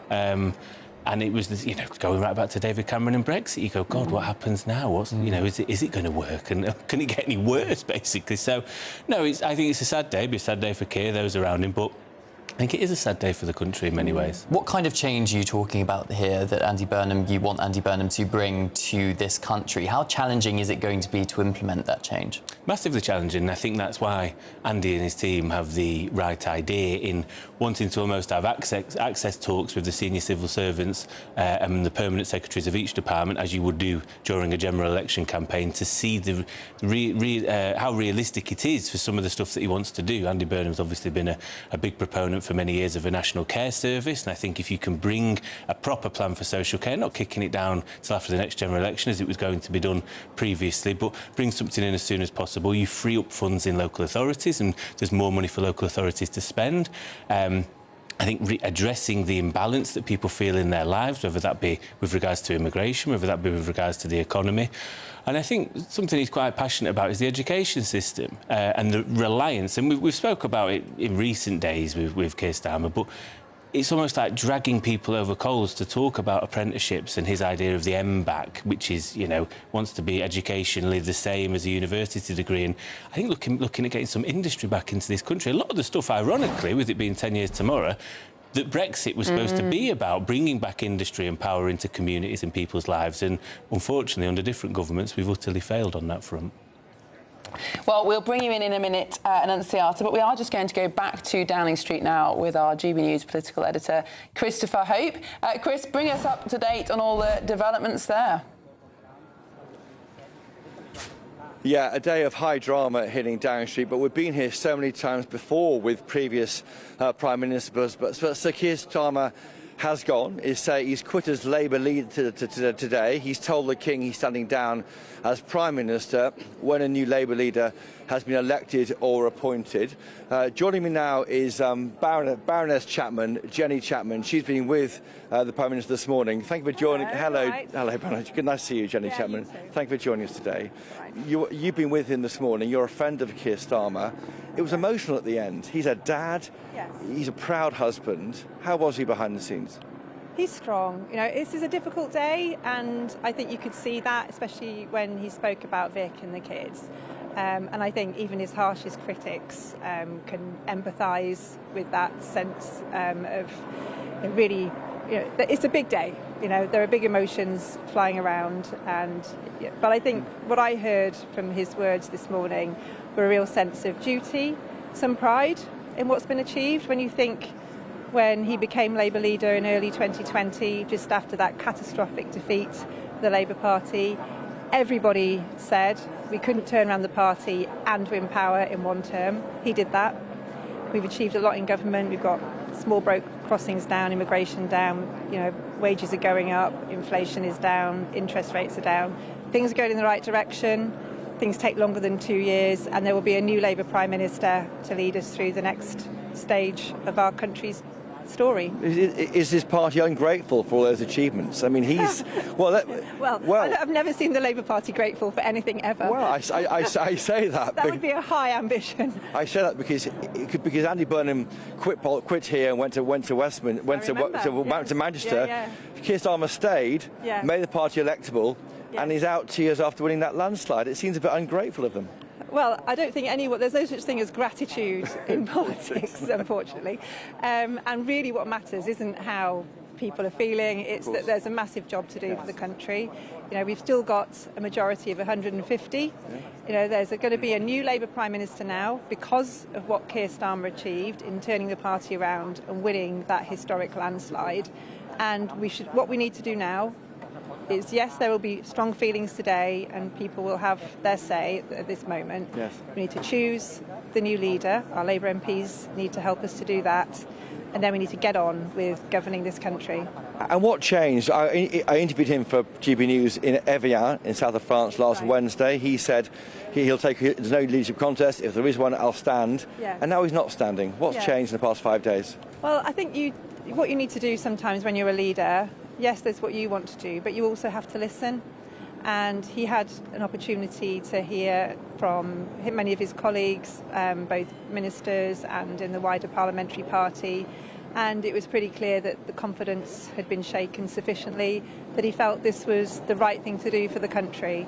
And difficult though I'm sure this is for him personally and for many of us, I think he has made the right decision for the benefit of the country. There will be a new Prime Minister, and I know that Keir and many others who've supported Keir will now want to see the new Prime Minister succeed. And just finally, you're a great friend of his. You've been there from the beginning with him on his journey. Yeah. How will history remember Sir Keir Starmer? I think they'll remember him as a decent, dignified man of integrity, and I think that he will be seen as quite a rare Prime Minister, in that somebody who not just achieved electoral success but actually put the building blocks in place. What I'm convinced is going to be, when we get to the next general election, a really strong Labour government which has taken this country in the right direction. Jenny Chapman, Baroness Chapman, thank you for joining. It's an emotional morning for you and for Yorba. Thank you for joining us. We do appreciate thank you it. very much. Thank you. Baroness Chapman there, Jenny Chapman, of course. She's an international development minister, but she's a very old friend of Keir Starmer, been with him throughout his entire journey as an MP to number 10, with him this morning, saying, yeah, he's emotional. It's a big moment, I think, in his professional life, of course, as a former Director of Public Prosecutions, as now soon to be a former Prime Minister. Chris Hope, thank you so much for that reporting. Christopher Hope live there outside Downing Street. Well, let's go back to our panel. Let's bring in you, Annunziata. Now, during the last Parliament, Keir Starmer, Angela Rayner, other senior Labour figures hugely critical of the Conservative Party for getting rid of leaders. Of course, Boris Johnson, despite having also won a historic majority in 2019, was defenestrated pretty dramatically just 3 years later. Well, Starmer hasn't even managed 2 years. I think we've become a much more presidential system here, where people are elected to lead the country as much as any party, and that means you've got to have a general election when they go. And I think Matthew raised important points, that Andy Burnham's got a lot of changes he wants to make. He wants to be allowed into the civil service to understand what he can do, what he can't do, how things work, as he would be if he were in opposition prior to a general election. But the reason we do that is he's been elected on the manifesto of 2024. And just because the Prime Minister changes doesn't mean he's got the right to ignore that manifesto and push through what's looking like going to be a very radical, very, very socialist platform. And actually, on that theme, the Chief Secretary to the Prime Minister, Darren Jones, has just tweeted saying the Labour Party mustn't forget the lessons of our successive defeats, i.e. stick with what voters voted for in 2024. Absolutely. I think they really do have to, or have a general election. The public would be more than happy to vote on whether they want land taxes, more VAT, higher income tax, more nationalisation. These very big changes that are being mooted. Let the people vote on it, and then he'd have a platform to do it. Matthew, manifestos are actually a relatively modern invention. The way the system actually works is that we elect individual MPs, and then it is up to them, really, what they do in Parliament. They're there as representatives, not as delegates. They're there to exercise their own judgment, both in terms of who they want as the leader and what legislation they vote through. Now, that might seem very old-fashioned in a modern world where everybody can comment on social media about the kind of policies they want all the time. But Andy Burnham doesn't actually legally have to call a general election, even if he does want to change course. No, he doesn't, and this is why manifestos are frustrating. I think I've said before, the 5 most unpopular decisions this government has made, including the inheritance tax on farmers, national insurance contribution rises and winter fuel, to name a few, were not in the manifesto, and we were also not going to raise taxes on working people. Business owners are, of course, working people, and they will pay the rise in national insurance contributions. So manifestos are tedious, and it infuriates me, really, because you'll get a few centrepiece things. No one ever does everything that they say. Darren Jones, by the way, has got some gall You know, we've got to remember what people voted for. They voted to get rid of the Tories. It was not and I'm sick of this rewriting of history. Everyone hated us on doors I knocked on. They just hated the Tories more. There was no love for Keir Starmer. So the change of direction is needed. Now, I can see the pros and cons of calling a general election, having your own mandate. The public can judge you as you are. Hell of a gamble, but gives you 5 years to try and get things done. At the same time, you know, how many you can have 100 MPs going, that might be my seat gone if we call it. I'd rather us not do that, and this is why we are where we are. People can be angry at Andy Burnham all they want. The MPs have got to look at themselves. They were the ones that rebelled on a lot of this stuff that's put Keir Starmer in his position. So do you believe Darren Jones is, let's say, misguided by saying that, you know, the public voted for us because they trust us on the economy and national security? I think public polling would show that is not true, basically. Well, and it's also not true for Burnham. That Burnham hasn't been elected by the people of Makerfield because they love Burnham.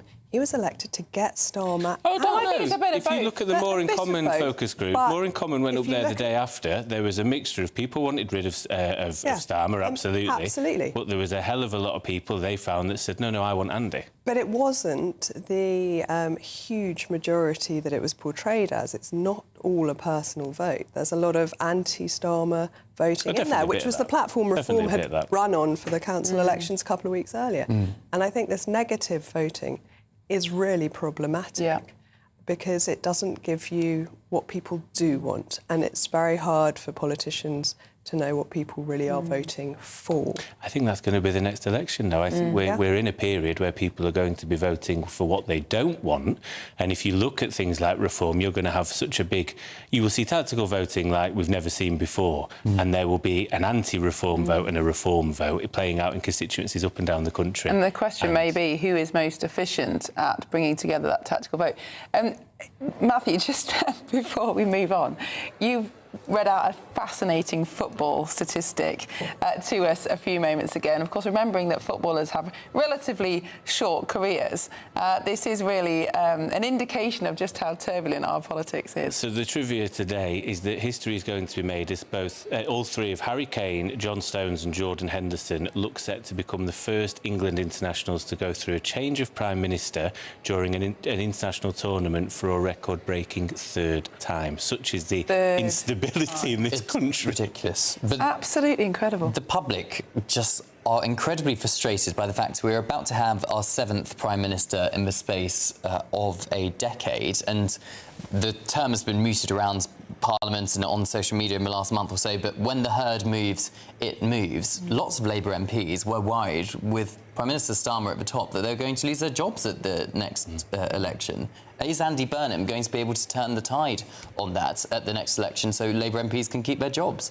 Time will tell. He's the most popular politician in the Labour Party, certainly up there as one of the more popular ones in the country. His favourability took a bit of a hit during Makerfield, and maybe that's due to greater exposure.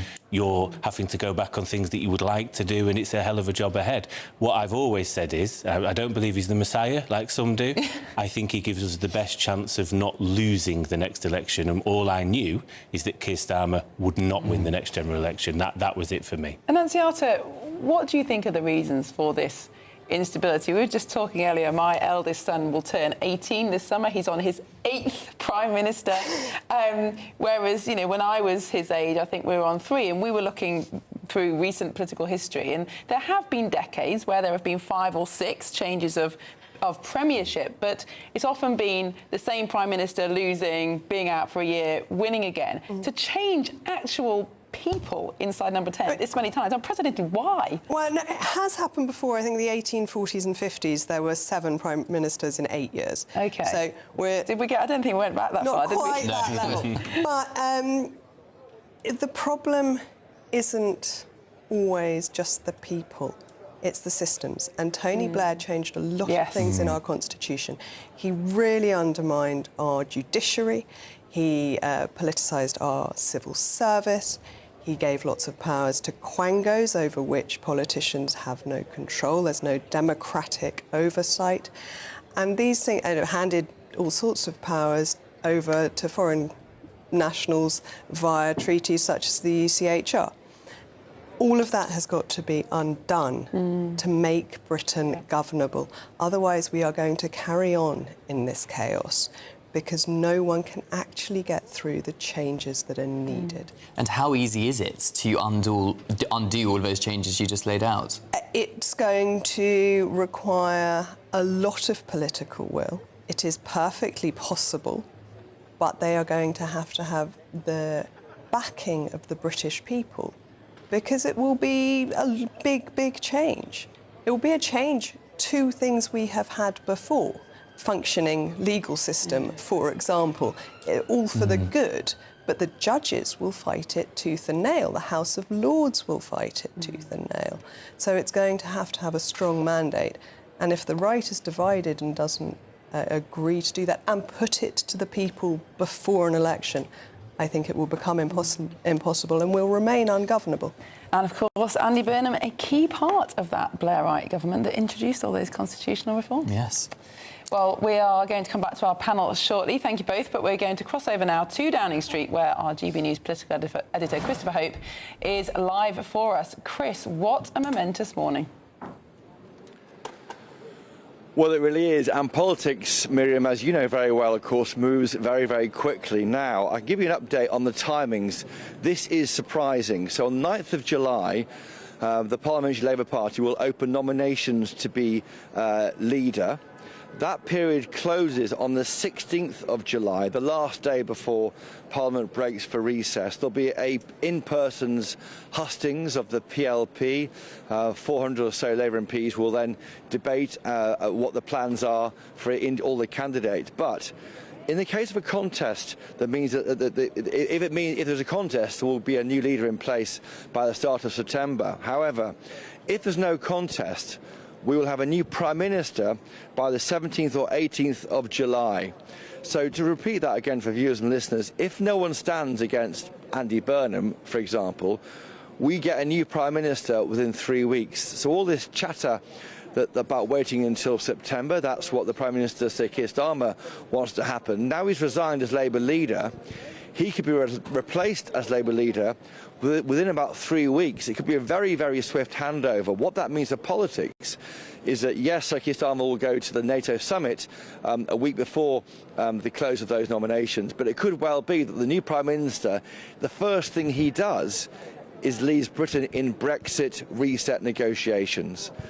And this could be Andy Burnham, someone who says he wants to rejoin the European Union in his lifetime. So the timing is very, very rapid. If there's no rivalry, no contest between two candidates by the 16th of July, we will then have a new PM, a new Labour leader, a day after that. With me now is Catherine Forster to react. Catherine, it's moving fast.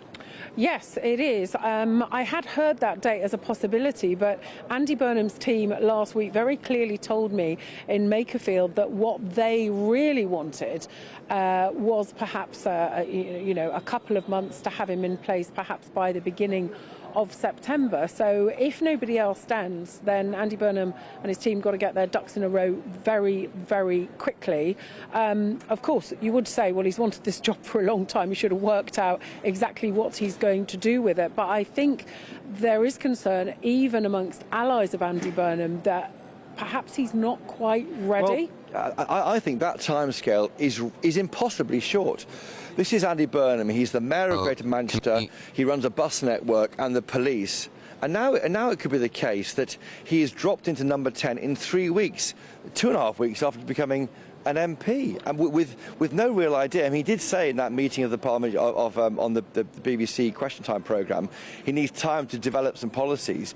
He won't have any time. If he's Prime Minister by the 17th, 18th of July, there's no time to get ready. No, and it means that the current Prime Minister will go to the NATO summit at the beginning of July, but that EU reset that we hear so much about, that's pencilled, I think, for the 22nd of July, well, Sir Keir Starmer would be gone, I think. Well, certainly Andy Burnham's team, the idea was that everyone would take a breath over the summer. Obviously, MPs go away on their summer break, and then they come back in September with a new leader. That might not happen. And just on Andy Burnham, he's been at the Greater Manchester Combined Authority offices this morning, saying goodbye to staff. Arrived at 10 to 9, left about half 10, and we know that he's going to be here being signed in this afternoon. But yeah, it's a very big step to go from running a city to running a country, and a country in turmoil at that. Catherine Forster, thank you. Just to remind viewers and listeners there, we're now hearing that if there's no challenger to Andy Burnham, he'll be Prime Minister by the 17th or 18th of July. What a transformation. He's not even an MP yet. Is he ready for power? That's a question we'll be asking him a lot at GB News. Chris Hope, thank you very much for that. And Andy Burnham is on his way to London, having just left the Greater Manchester Combined Authority to say goodbye to staff as Mayor of Greater Manchester. So presumably he's getting on his train very shortly and is heading down the West Coast Main Line towards London Euston. Well, he's got to navigate Euston Station before he can take his place in Parliament. Yeah, that might so take a while. good luck to him, in my view. Well, plenty more to come on Britain's Newsroom in what has already been an extraordinary morning in Westminster. It is 11 o'clock on Monday, the 22nd of June, live across the United Kingdom. This is Britain's Newsroom with Cameron Walker and Miriam Cates. Breaking news this morning, Sir Keir Starmer has resigned as Prime Minister in an emotional speech outside number 10 Downing Street. Every decision I've taken has been about putting the country I love first. That is why I will resign as leader of the Labour Party. He says he will do all he can to ensure a smooth transition of power. I will ask the National Executive Committee of the Labour Party to set out a timetable with nominations opening on the 9th of July and completed by the summer recess. In the case of a contest, this will ensure a new leader is in place before Parliament returns in September. Starmer showed a trace of emotion as he thanked the British public.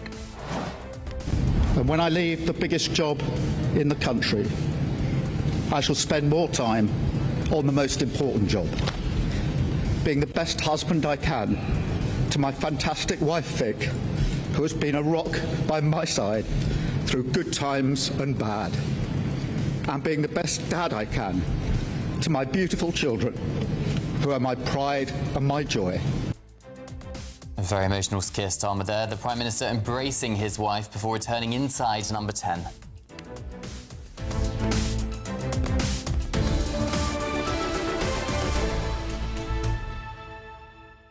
Well, it's 1 minute past 11 and Sir Keir Starmer has resigned as Prime Minister during an emotional statement in Downing Street. Let's take a listen to what he said. Walking up this street 2 years ago was the proudest moment of my life. A new Labour government, the first in 14 years. A page in our country's history turned after years of disappointment and despair. The chance to change the lives of millions of people for the better. That's what I came into politics for.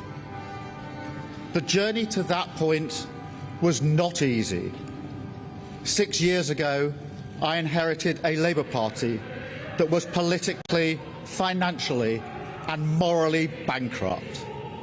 I was told time and time again that my party was finished, that we were consigned to history, that a majority at the general election, let alone a landslide majority, was impossible. But we proved those people wrong because we changed our party, ripping out the poison of anti-Semitism, restoring trust on the economy, defence and national security, and becoming a party that once again stood proudly with, not against, our national flag. The hard work of change was with a singular purpose, not power for power's sake, but to change Britain for the better, to build a fairer country with dignity and respect, where everyone is seen, everyone is valued, wealth and opportunity for all, not just the privileged few. And look at what we've achieved in just 2 years. An economy that is stronger, growing faster than our peers, wages rising faster than inflation in every single month since we came to power, investment secured, infrastructure being built, an end to austerity, with the fastest fall in NHS waiting lists for 17 years, the biggest improvement in rights for workers and renters in a generation, the biggest uplift in defence spending since the Cold War, small boat crossings falling, asylum hotels closing, protecting young people from social media, and 500,000 children being lifted out of poverty because of the choices that I made. Our reputation in the world restored, with Britain once again standing up for decency, respect and the rule of law, securing trade deals, standing with Ukraine, standing up for our values and rebuilding our relationship with our allies in Europe. Change promised by a Labour government, change fought for by a Labour government, change delivered by a Labour government. But I know the question being asked now is not who was best placed to change the Labour Party, to take us into power and to begin the vital work of improving lives for millions of people. Those questions have been answered. The question my party is asking now is whether I am best placed to lead us into the next general election. I have heard the answer of my parliamentary party to that question, and I accept that answer with good grace. Every decision I've taken has been about putting the country I love first. That is why I will resign as leader of the Labour Party. I have spoken to His Majesty the King this morning to inform him of my decision. I will ask the National Executive Committee of the Labour Party to set out a timetable with nominations opening on the 9th of July and completed by the summer recess. In the case of a contest, this will ensure a new leader is in place before Parliament returns in September. I will remain in post as Prime Minister until the contest is complete, and I will do everything I can to ensure an orderly handover of power. I will also give my successor my full and unequivocal support, knowing that they will inherit a Britain that is far stronger and fairer than the one I inherited 2 years ago, better prepared for the challenges ahead and better able to ensure the Labour Party secures a second term in office. I want to thank all of those friends and colleagues who have been at my side for these past 6 years or so, for their incredible commitment, service and support. I want to thank the brilliant Number 10 staff and our country's extraordinary civil service who dedicate their lives to public service. And when I leave the biggest job in the country, I shall spend more time on the most important job, being the best husband I can to my fantastic wife Vic, who has been a rock by my side through good times and bad, and being the best dad I can to my beautiful children, who are my pride and my joy. Thank you very much.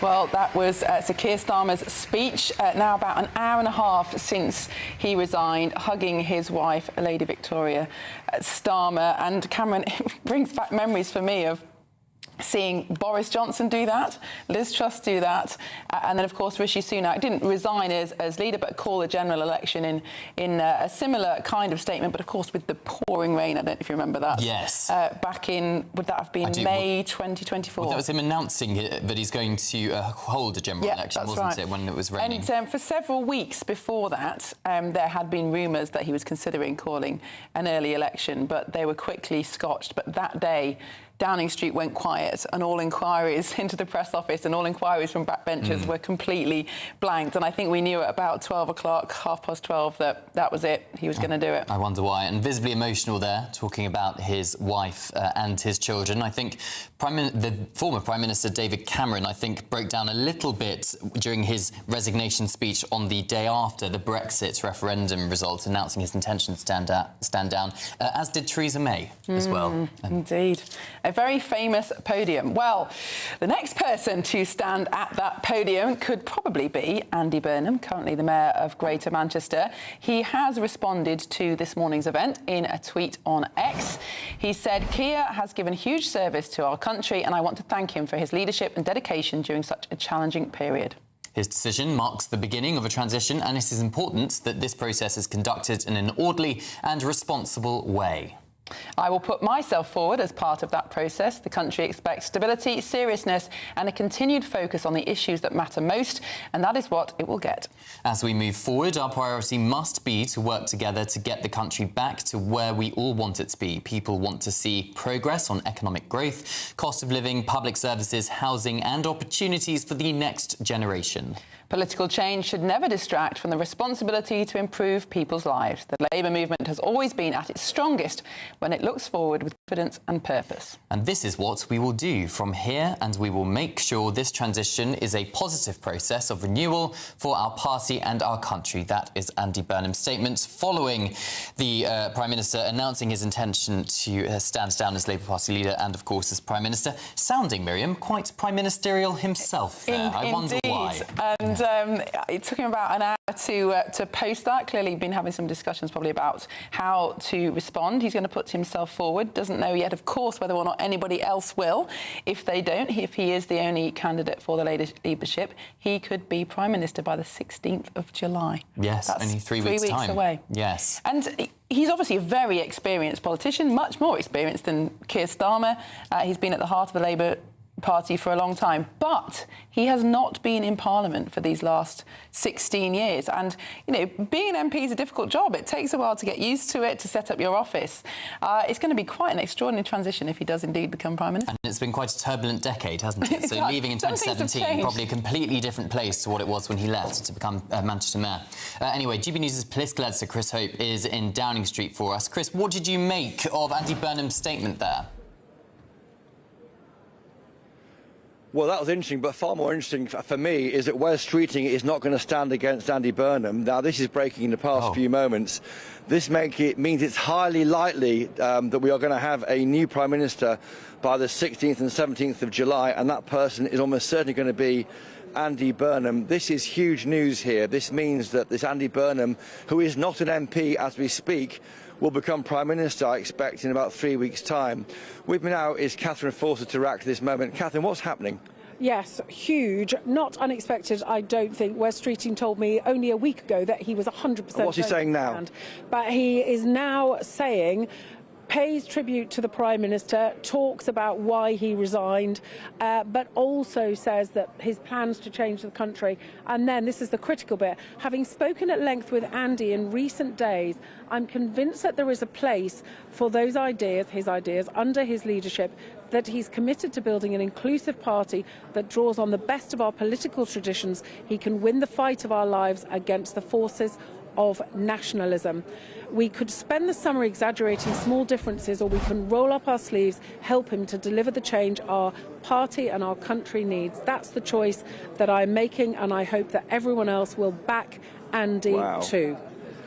To reiterate there, Wes Streeting backs Andy Burnham. This makes a coronation nailed on. We are going to see Andy Burnham almost certainly the Prime Minister, possibly as soon as the 16th, 17th of July. He'll be in office. The following week, he's off to Brussels to renegotiate Brexit. A huge moment in politics here. Politics is speeding up far faster than you might have thought. Literally, looking at the watch now, an hour and a half, the Prime Minister said he's resigning as Labour leader.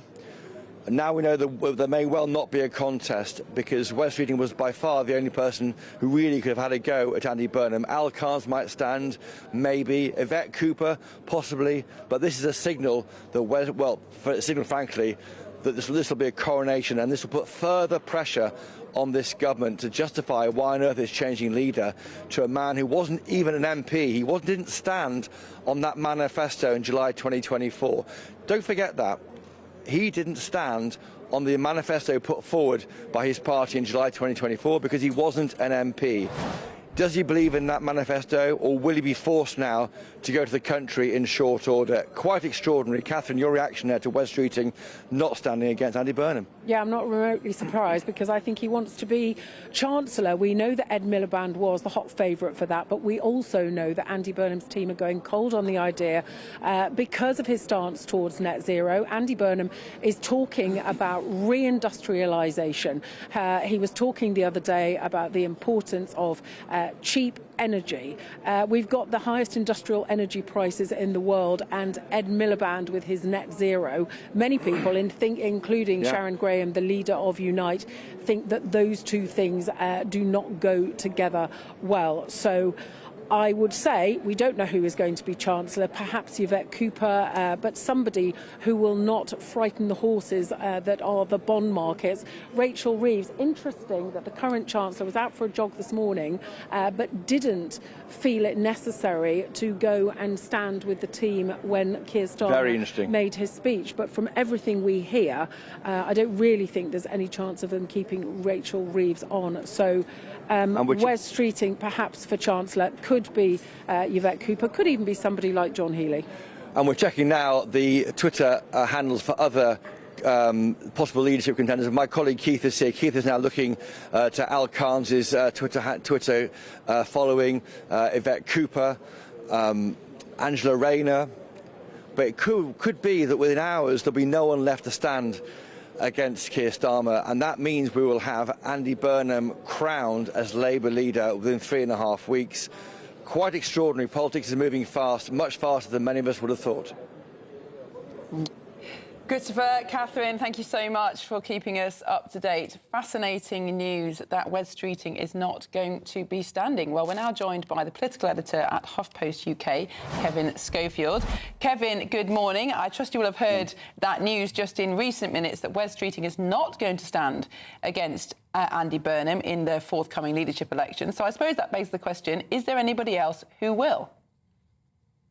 Yeah, Miriam, I really don't think so. I mean, Chris just mentioned Al Carnes. I think Al Carnes, if he could get those numbers, the 81 nominations from Labour MPs, then I think he definitely would run. Yvette Cooper, perhaps, as we know, Labour have never had a female Prime Minister or a female leader. I just don't see now anyone else getting those 81 nominations. That's a lot of names to try and get in a relatively short space of time. As Boris Johnson famously said when he resigned, when the herd moves, it moves, and it feels as though the herd is moving behind Andy Burnham. And barring some unforeseen set of circumstances, I think he's absolutely definitely going to be our next Prime Minister. Kevin, what do you think the public reaction would be to this news that Andy Burnham is effectively having a coronation in terms of becoming Prime Minister without any kind of challenge to the kind of policies he wants to put forward, without putting that manifesto to the public? Yeah, I mean, I think the voters will find it quite extraordinary. I mean, Labour said that they would be different, that they would bring in change from what happened under the Conservatives. We know the Conservatives went through leaders and prime ministers at a frightening rate of knots, and it looks as though, I think voters will say, it looks as though Labour are doing exactly the same thing. I think the pressure on Andy Burnham to have a general election will be immense. Now, constitutionally, he doesn't have to have one. As we know, he's under no obligation to have a general election constitutionally. But I think politically, I think there will be an awful lot of people, and we're already hearing them now saying, you weren't even an MP at the last, it stood as an MP at the last election, so this manifesto has got absolutely nothing to do with you. He's clearly going to come in and want to do his own stuff. And will he, decide he needs a mandate in order to do that? At the moment, I'd be surprised. The opinion polls are still pretty grim for Labour. But it may well be that he decides ultimately that that's what he wants to do. So we could be heading for another general election. Right now, though, I think most likely not. Kevin, do you worry that the bubble is going to burst pretty quickly for Andy Burnham. He's a popular man. We saw that in that extraordinary vote in Makerfield. Lots of people voting for Andy Burnham. He's perceived to have done a lot of good for Manchester, and on paper, a much more personable character than Keir Starmer. He's warm, he's a much better communicator. But nevertheless, he's going to arrive in Parliament today, possibly in Downing Street in just 3 years' time, and find these very, very difficult, intractable problems, huge amounts of debt, a ballooning welfare bill, questions about how to reach our defence targets, an ageing population, all these kind of things that no Prime Minister, frankly, has dared to address for 10 years. What's different about Burnham that he's going to be able to solve these issues?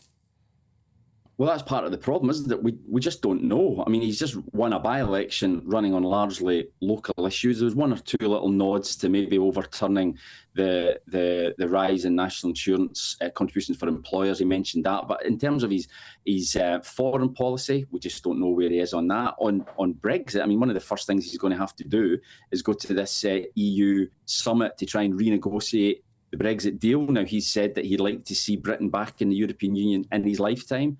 Is he now going to move even further than Keir Starmer did in terms of closer ties with the European Union? We wait to find out. And these are the type of questions I think that a leadership contest would have flushed out. You know, it would have actually been good for Andy Burnham, I think. And I think that's what his people would rather have done. He'd have a bit more time to sort of get prepared to be Prime Minister maybe in September. Now it's only 2 or 3 weeks away, and we just don't know where he stands on so many issues. Well, Kevin, the leader of the Conservative Party has just tweeted, or quote tweeting, Wes Streeting's letter confirming that he is not going to be running against Andy Burnham, saying that if you're not running, what are we waiting for? Is Andy Burnham ready? Was he expecting to perhaps potentially having to form an administration in the space of 3 weeks rather than 3 months? I mean, I think he would have known that there was a distinct possibility. It was noticeable, I think, that Wes Streeting's language changed over the last few days. Just last week, he was still insisting that he had the numbers required to stand, that he would take part in a leadership election. He said that there needed to be a leadership election so they could debate ideas in the future of the Labour Party. Lo and behold, he's now decided basically he doesn't have the numbers, so he might as well throw his lot in with Andy Burnham. So I think Burnham knows that this was always on the cards, that there wouldn't be anyone else willing to stand against him. So you have to hope that he's got a bag full of policies ready to roll out when he becomes Prime Minister. But it's a huge gamble, really, I think, that the Labour Party is taking and throwing their weight behind a guy who hasn't even been in Westminster for the last 9 years. And yeah, he's done a decent job as Manchester Mayor, but it doesn't bear any comparison whatsoever to the challenges that he's going to face now leading the entire country. Kevin Schofield, thank you so much for joining us this morning. Well, we've still got our panel with us in the studio, Annunziata Rees-Mogg, Matthew Torbett. Annunziata, Kevin's right, isn't he? This is a massive gamble. I mean, we saw what happened when the Labour Party had 14 years to prepare for government and didn't. Andy Burnham won't even have had 4 weeks. Yes and no, because I can remember talking to Matthew before Christmas about people who were being asked to consider standing down for Andy Burnham to take over, that it was all the way back in January that the NEC blocked him from standing in the Gorton and Denton by-election. He has wanted this for at least 6 months, probably quite a lot longer. He's been planning towards it, and yet he seems to have come up with the sum total of 0. We saw in the local election, the by-election campaign, how many U-turns he did on really big issues. Yeah. And if he doesn't know where he stands on the big stuff, how's he going to run all the stuff? Matthew, that's the danger, isn't it? If Wes Streeting no longer running against him or anybody else by the looks of it as things stand, there's no debates between two potential leaders of the Labour Party where you can flush out and analyse each other's policy ideas. Yeah, but I think there's pros and cons to both, because if you start tearing chunks out of each other, it's quite unedifying for the public to watch. They find you in disdain even more. But at least they know where you stand, whereas at the moment there's a lot of the public who won't know what Andy Burnham stands for. No, and the same could be said for Keir Starmer, yet he won a resounding landslide only 2 years ago. So, you know, there was the whole Ming Vast strategy of we're not really going to announce much. We had a paper-thin manifesto, but people were fed up, so voted. The time will come, either sooner or later, for people to vote for Andy Burnham, depending on how they feel and what he does. I think the difference with him and Keir is Andy's political in a way that Keir never really has been. Keir is basically a career civil servant that went into politics and has continued in that vein. So I think all will be fine. I hope all will be fine. And look, they could have a leadership contest or they couldn't. What will happen is Andy Burnham will be Prime Minister, so why don't we just get on with it? Which is Kemi Badenoch's point, of course. And why not just get on with it? But in Burnham's own statement, it said during this transition. That is not implying there's going to be any kind of competition. It's like it's already a done deal. And he wants it just before the European summit. Yeah. We know that last September he was saying he thought we would rejoin the EU. All the groundwork will have been done by Keir Starmer and Keir Starmer's team.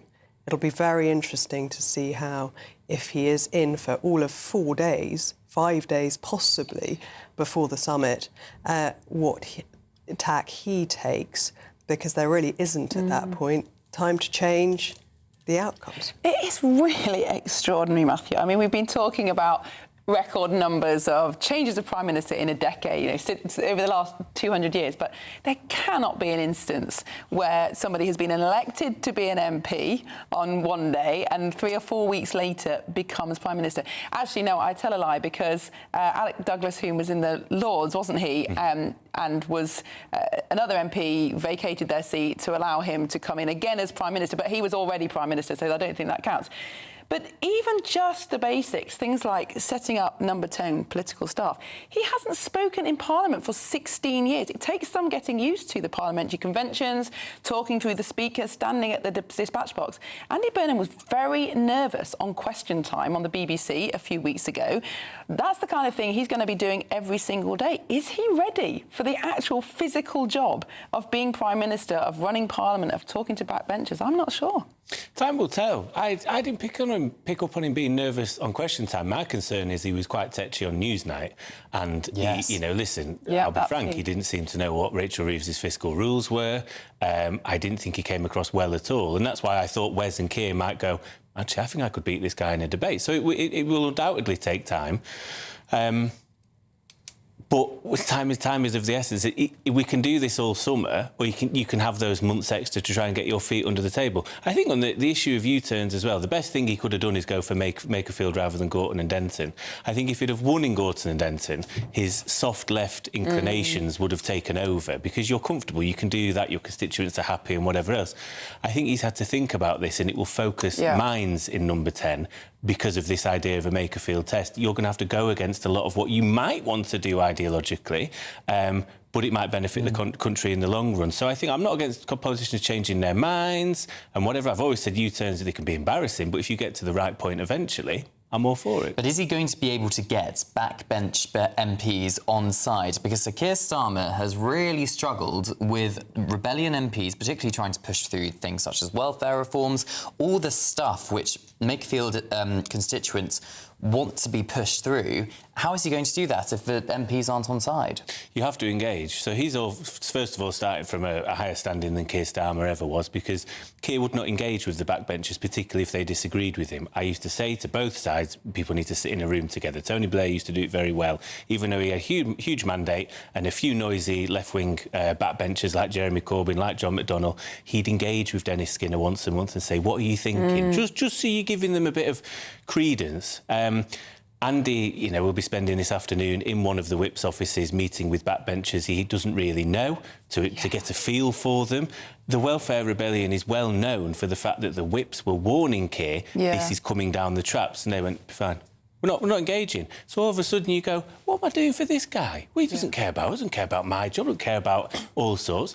so I'm going to vote with my feet, which is what people did. So it's about having that human touch for a start and somebody useful that can straddle both the PLP and Downing Street. I think that appointment of a political secretary will be vital. And it can't be somebody, as much as he will probably find a role, somebody like Josh Simons, who isn't liked by the PLP because people won't engage with it. Annunziata, that is a really important point about the job of a Prime Minister being really to cajole their backbenchers. The only thing you need to be able to do as Prime Minister is get your backbenchers through the lobby. And I think Matthew raises a very important point here. But Andy Burnham doesn't know them. Yeah. He hasn't been in Parliament for 16 years. More than half the current Labour MPs were only elected 2 years ago. Yeah. He really doesn't know them at all. And I think there could be quite a big clash coming up because yet he is known as the great communicator. And yet we all saw Newsnight, Question Time, his speech at the count after he had won. None of them were polished. None of them were convincing.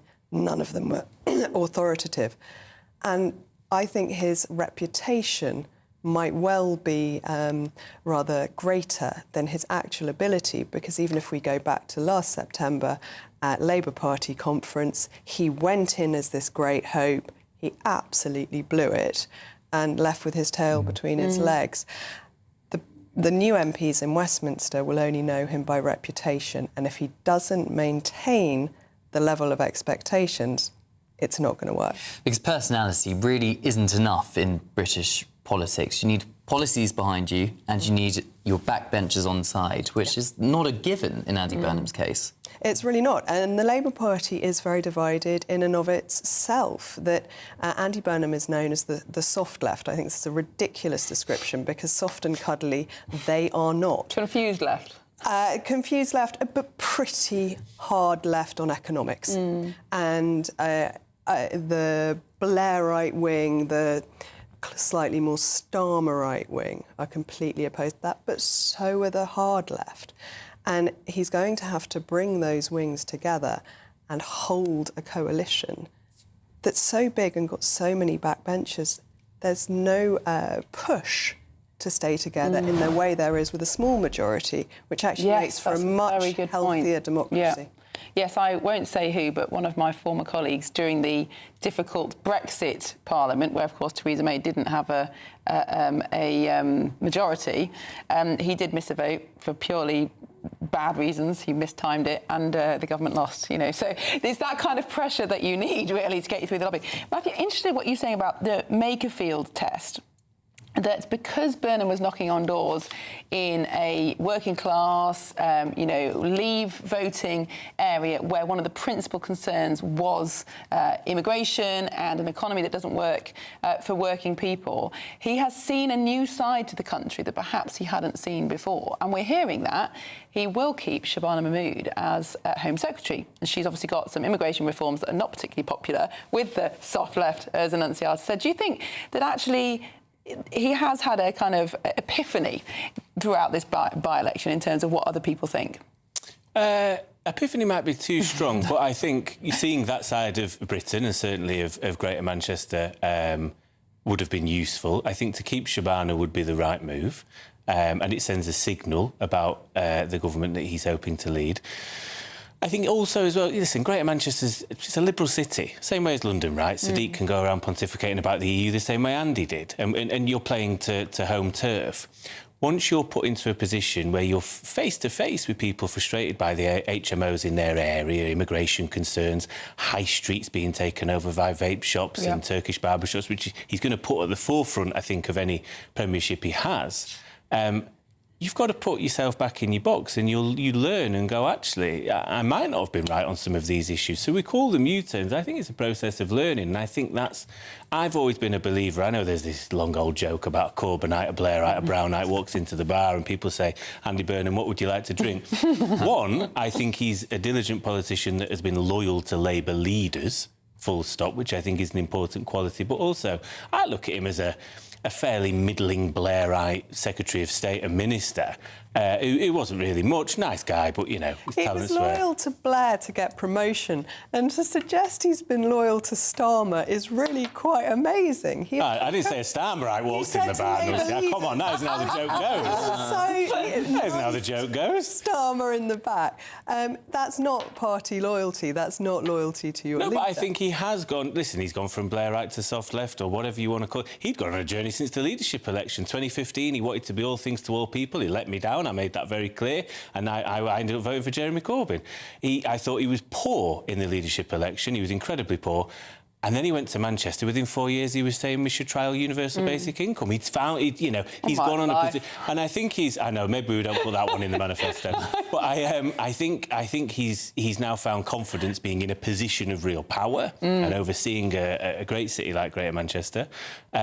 Or maybe he just shifts where he thinks the votes are. That, you know, he wanted to rejoin the EU until he stood in Makerfield where it voted leave. It seems that his political journey... Well, that is, in fairness, I'm not here to do just the Andy Burnham show. There is a precedent for this, though, isn't there? Because there was another very popular Metro mayor who was a great figurehead. Who became a... Let's not have this comparison. Became a popular Prime Minister, but found that the skills required to run a city were very different to the skills required to run a country, and blew with the wind. Boris Johnson, of course. And Boris Johnson, when he was mayor, had fantastic advisors, and I think didn't have the same level of good advisor when he was in number 10, and it made a very big difference. But the two are absolutely very different. Yeah. And the COVID pandemic, I think, probably screwed him over a little bit. Yeah, I'm sure it did, but I do think there are parallels, because if you're running a city, it's your job to champion that city, and the enemy is Whitehall, right? It's Whitehall where you're trying to get money, it's Whitehall where you're trying to get permission. For a Prime Minister, it's constant trade-offs, and every single decision you make will disappoint somebody. You can't be everybody's friend, you can't please everybody all the time, and I think that is a big difference between those two different jobs that Boris certainly found it hard to overcome. Indeed. Well, we've got Chris Hope live in Downing Street for us now, and I believe you're joined by Camilla Tominey, Chris. I am indeed. A real moment here. I mean, the world's press is here. If Mark can look up and down with his camera there, Mark. I mean, the world's press is gathered outside Downing Street. You're seeing here, it goes all the way along, about 100 metres of TV cameras, journalists. But with me now is the queen of Sunday morning political shows, Camilla Tominey. Fancy meeting you here on a day like today, Chris. What a day. I mean, what has happened today? Let's reflect on the drama of seeing the Prime Minister quit as Labour leader and therefore Prime Minister shortly. What do you make of how will history judge Sir Keir Starmer? Well, he wants to be judged in a favourable light, and I thought the speech was conspicuous by the absence of any contrition at all. OK, there was an emotional moment, and I think as human beings we reflect on what he said about his wife Victoria and his beautiful children as he basically welled up at the podium behind us, and have a degree of sympathy. However, we got this speech which almost reflects the sort of gaslighting nature of his premiership, that everything's great, that Labour's done well, that we've got growth, that we've got children out of poverty, that we're apparently being more well respected on the international stage. I'm wondering whether the GB audience agrees with that analysis. They might be rightly asking themselves, if you've done so well as Prime Minister, why are you resigning? And that's the thing. Well, for GBNews, we spoke to him in Evian, in the south of France on Wednesday. He was going to, bien sûr, and we fight on, we fight to win. Yes. And then 5 days later, no, he's out the door, and he's reflected on chats with the PLP, the Parliamentary Labour Party, overnight. You know, to be fair to Keir Starmer, he didn't go to Manchester and flee Westminster like Andy Burnham. He stayed here. He fought Jeremy Corbyn, or to at least replace Jeremy Corbyn, made the party electable, and 2 years in, not even 2 years in, to a landslide, he's out the door. That's not gratitude, is it? No, it's not. And politics is a brutal business, and we learn that on days like today. And let's be honest, this isn't our first rodeo. We've had 7 Prime Ministers in 10 years, and frankly are becoming a national embarrassment as a result. I would just say on the whole, you know, his premiership and the Manchester thing, I think at the moment as well, we've got kind of the Burnham team slightly high on their own supply. OK, they've had this really good victory in Makerfield, but it's Makerfield. It's not representative of the rest of the country.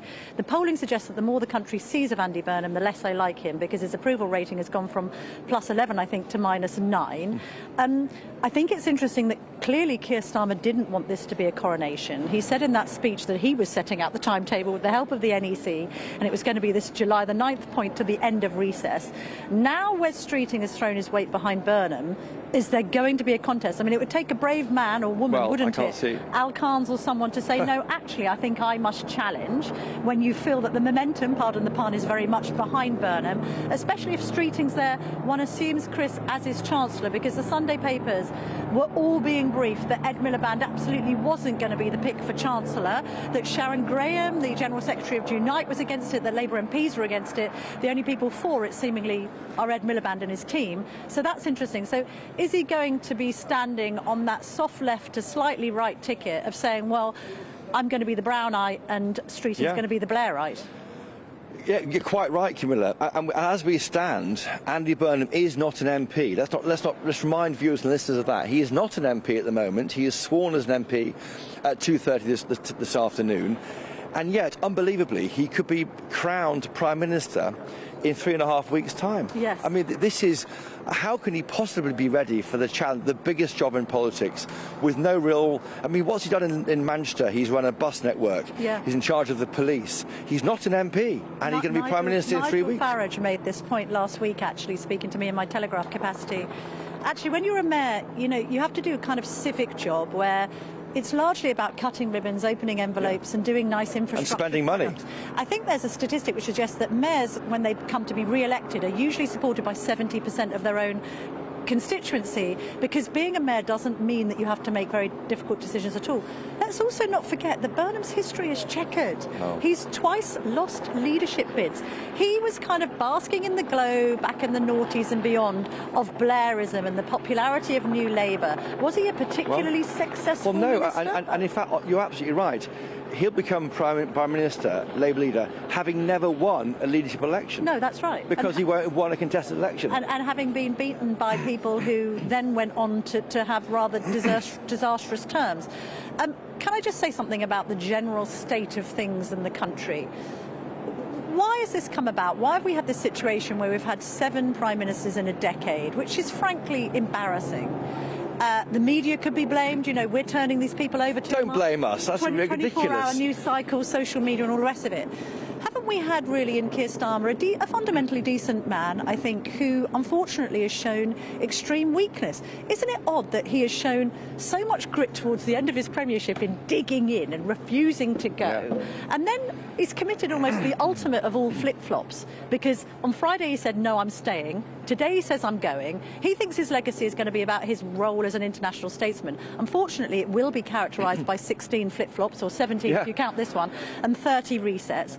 Where's the moral courage? Where are the politicians coming forward and saying, look, I've got to make difficult decisions, and when you make difficult decisions, it makes you unpopular with half the country. Like on benefits, for example. It's going to make me unpopular with my backbenchers, but you know what? I was elected Prime Minister, so I'm going to do it. Are we suggesting now, and maybe we're judging him too early, that Andy Burnham, who is a man who wants to be popular, let's be honest, he does bask in the glory of, you know, this kind of Canal Street-esque sort of Manchesterism bounce, is he going to make unpopular decisions? Is he going to want to turn around to Labour backbenchers and be hated if he needs to take difficult decisions to push our economy in an upwards direction? If you look at last week when he said, one moment he's going to honour the WASPy women commitment, billions of pounds of our tax money. Pledge, by the way, because many people think that they were told well in advance of the problems and the changes. They weren't aware of it. I know, but at the moment, can we spend 13 billion quid on this? No, we can't. No, we can't. I mean, and in fact, I was talking to a figure closer to Keir Starmer last week at the G7, and they were saying, what about the kids, the students who are suffering under student debt? Surely they deserve money more than the WASPy women. The Ombudsman decided that the WASPy women hadn't actually lost a financial asset. No. It had just readjusted the timing of their retirement. But that's a typical knee-jerk.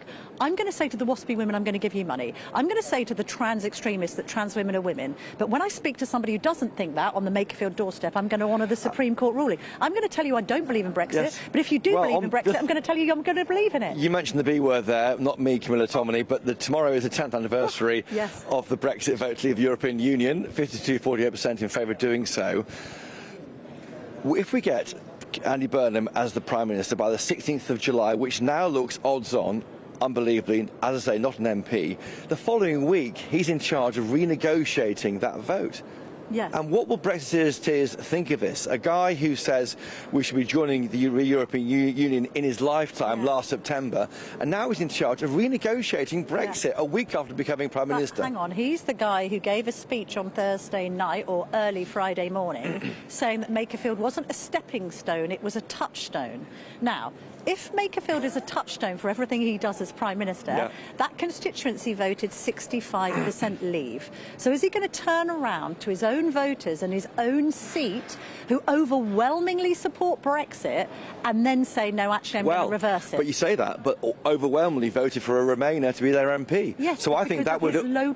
because of his local star We don't know why they voted, Camilla. We don't know why. But this was it's slightly distorted. If you speak to Scarlett Maguire of Merlin Strategy or other pollsters, as I did on the show last week, this was about people who had backed reform in the locals saying that there was an Andy factor about it. It doesn't change the fact that they still quite like the cut of Nigel Farage's jib, that they might actually be righties voting for a mayor in the same way that people voted for Boris Johnson, because he had that kind of local star quality. Therefore, it's quite hard to extrapolate from that the wider picture. But I'm merely making the point. It's Burnham himself that has said that Makerfield is a touchstone. If Makerfield is a touchstone, then two things need to happen. First of all, he's got to honour Brexit if he wants to honour the wishes of a majority of his seat. Second of all, that constituency is 97% white, OK? It's probably quite anti-immigration. And therefore, what's he going to do with that? Is he going to keep Mahmoud in place as Home Secretary? How's he going to rearrange things? You know, there's talk, for instance, of John Healey putting his hat in the ring to become the next Chancellor. Well, wouldn't that be interesting? Is Andy Burnham then going to give him his defence spending? Well, quite. I mean, we'll wait and see. I mean, last Friday when I was listening to Andy Burnham speak to us at Ashton Town Football Club, the thing that struck me when he mentioned HMO Britain, that did cut through. The idea that these houses of multiple occupation being filled with migrants next door to voters who don't know who they are, from hotels. He talks the talk to a degree, but whether he can walk that walk, we'll have to wait and see. Indeed. And people are saying, look, he's more charismatic than Keir Starmer. He's got more star quality. That may well be the case. But I can think that the public looking on this is going to be looking on it in scepticism. And by the way, the next conversation to have is, should we have a general election? This guy, not another one, but the guy doesn't have a mandate. Two quick reasons why he might have one. First of all, he might want to capitalise on his own honeymoon bounce. He's not going to be as popular in 2.5 years' time as he is now. Second of all, the Labour Party, perhaps along with the Lib Dems, are the only political party in the country that's ready for an election. Don't forget that. Last question, when will it be? What, general election? Well, having said all that, probably 2029. But frankly, Chris, for what we've been reporting 10 years to now, right, from Brexit to now, have you ever known anything like it in our careers? I've gone grey. You've gone grey. I've gone grey, but cover it up with the help of a great hairdresser in London. But the point is, who I'm seeing on Thursday, thank God. But the point is, anything could happen. That's why you've got to stay tuned to GB News for all the latest with the experts. Camilla Tomley, I couldn't say it any better than myself, Miriam and Cameron. Thank you very much, Chris and Camilla. Well, we're joined in the studio now by Tom Harwood, Emily Carver. Are we all doing pairs today? Chris and Camilla, you know, Tom and Emily. Did you forget our names? I forgot my name. I don't know why. Well, I was about to ask, what are you going to be talking about? There's no point, really, is there? I suppose this is all very exciting, all of this politics, but it's utterly depressing for me. I'm going to find it hard this next 3 hours to get stuck into all of this, I think. I mean, there is a lot. Is this what the country wants? Is this really what the country wants or deserves? I think the big question now is there going to be a contest or is there going to be a coronation? It looked like 15 minutes ago, it was all sewn up for Andy Burnham. Wes Streeting now backing him. Does that mean that there's not going to be a contest at all? And then in the last couple of minutes, Angela Rayner has posted a cryptic statement on Twitter where I was speed reading through the statement saying, where is she? When is she going to back Andy? Where is the backing Andy in this statement? It's not there at all. She hasn't said anything. And so this is the statement from Angela Rayner where she just goes to sort of talk about Keir Starmer's time in office office and that her thoughts are with him. It's a relatively lengthy statement for Twitter, and yet it doesn't say a single thing about who she is backing or what she might do. Does that mean there's horse trading going on behind the scenes, trying to vie for a big job? Most likely. But does that mean that also in her back pocket is the option to try and turn this into a contest? Quite possibly. Well, she has spoken about the leadership before, hasn't she? And she was probably hoping before Andy Burnham got all of this support and won the by-election that she could have thrown her hat in the ring. Will she be bold enough to? It doesn't look like it. Well, is she going to win against? Is she going to win against Andy Burnham? Well, quite. It looks like Burnham is the option number one for the Labour Parliamentary Party. It would be a way, though, even if she knows that she's not going to win, which she clearly wouldn't.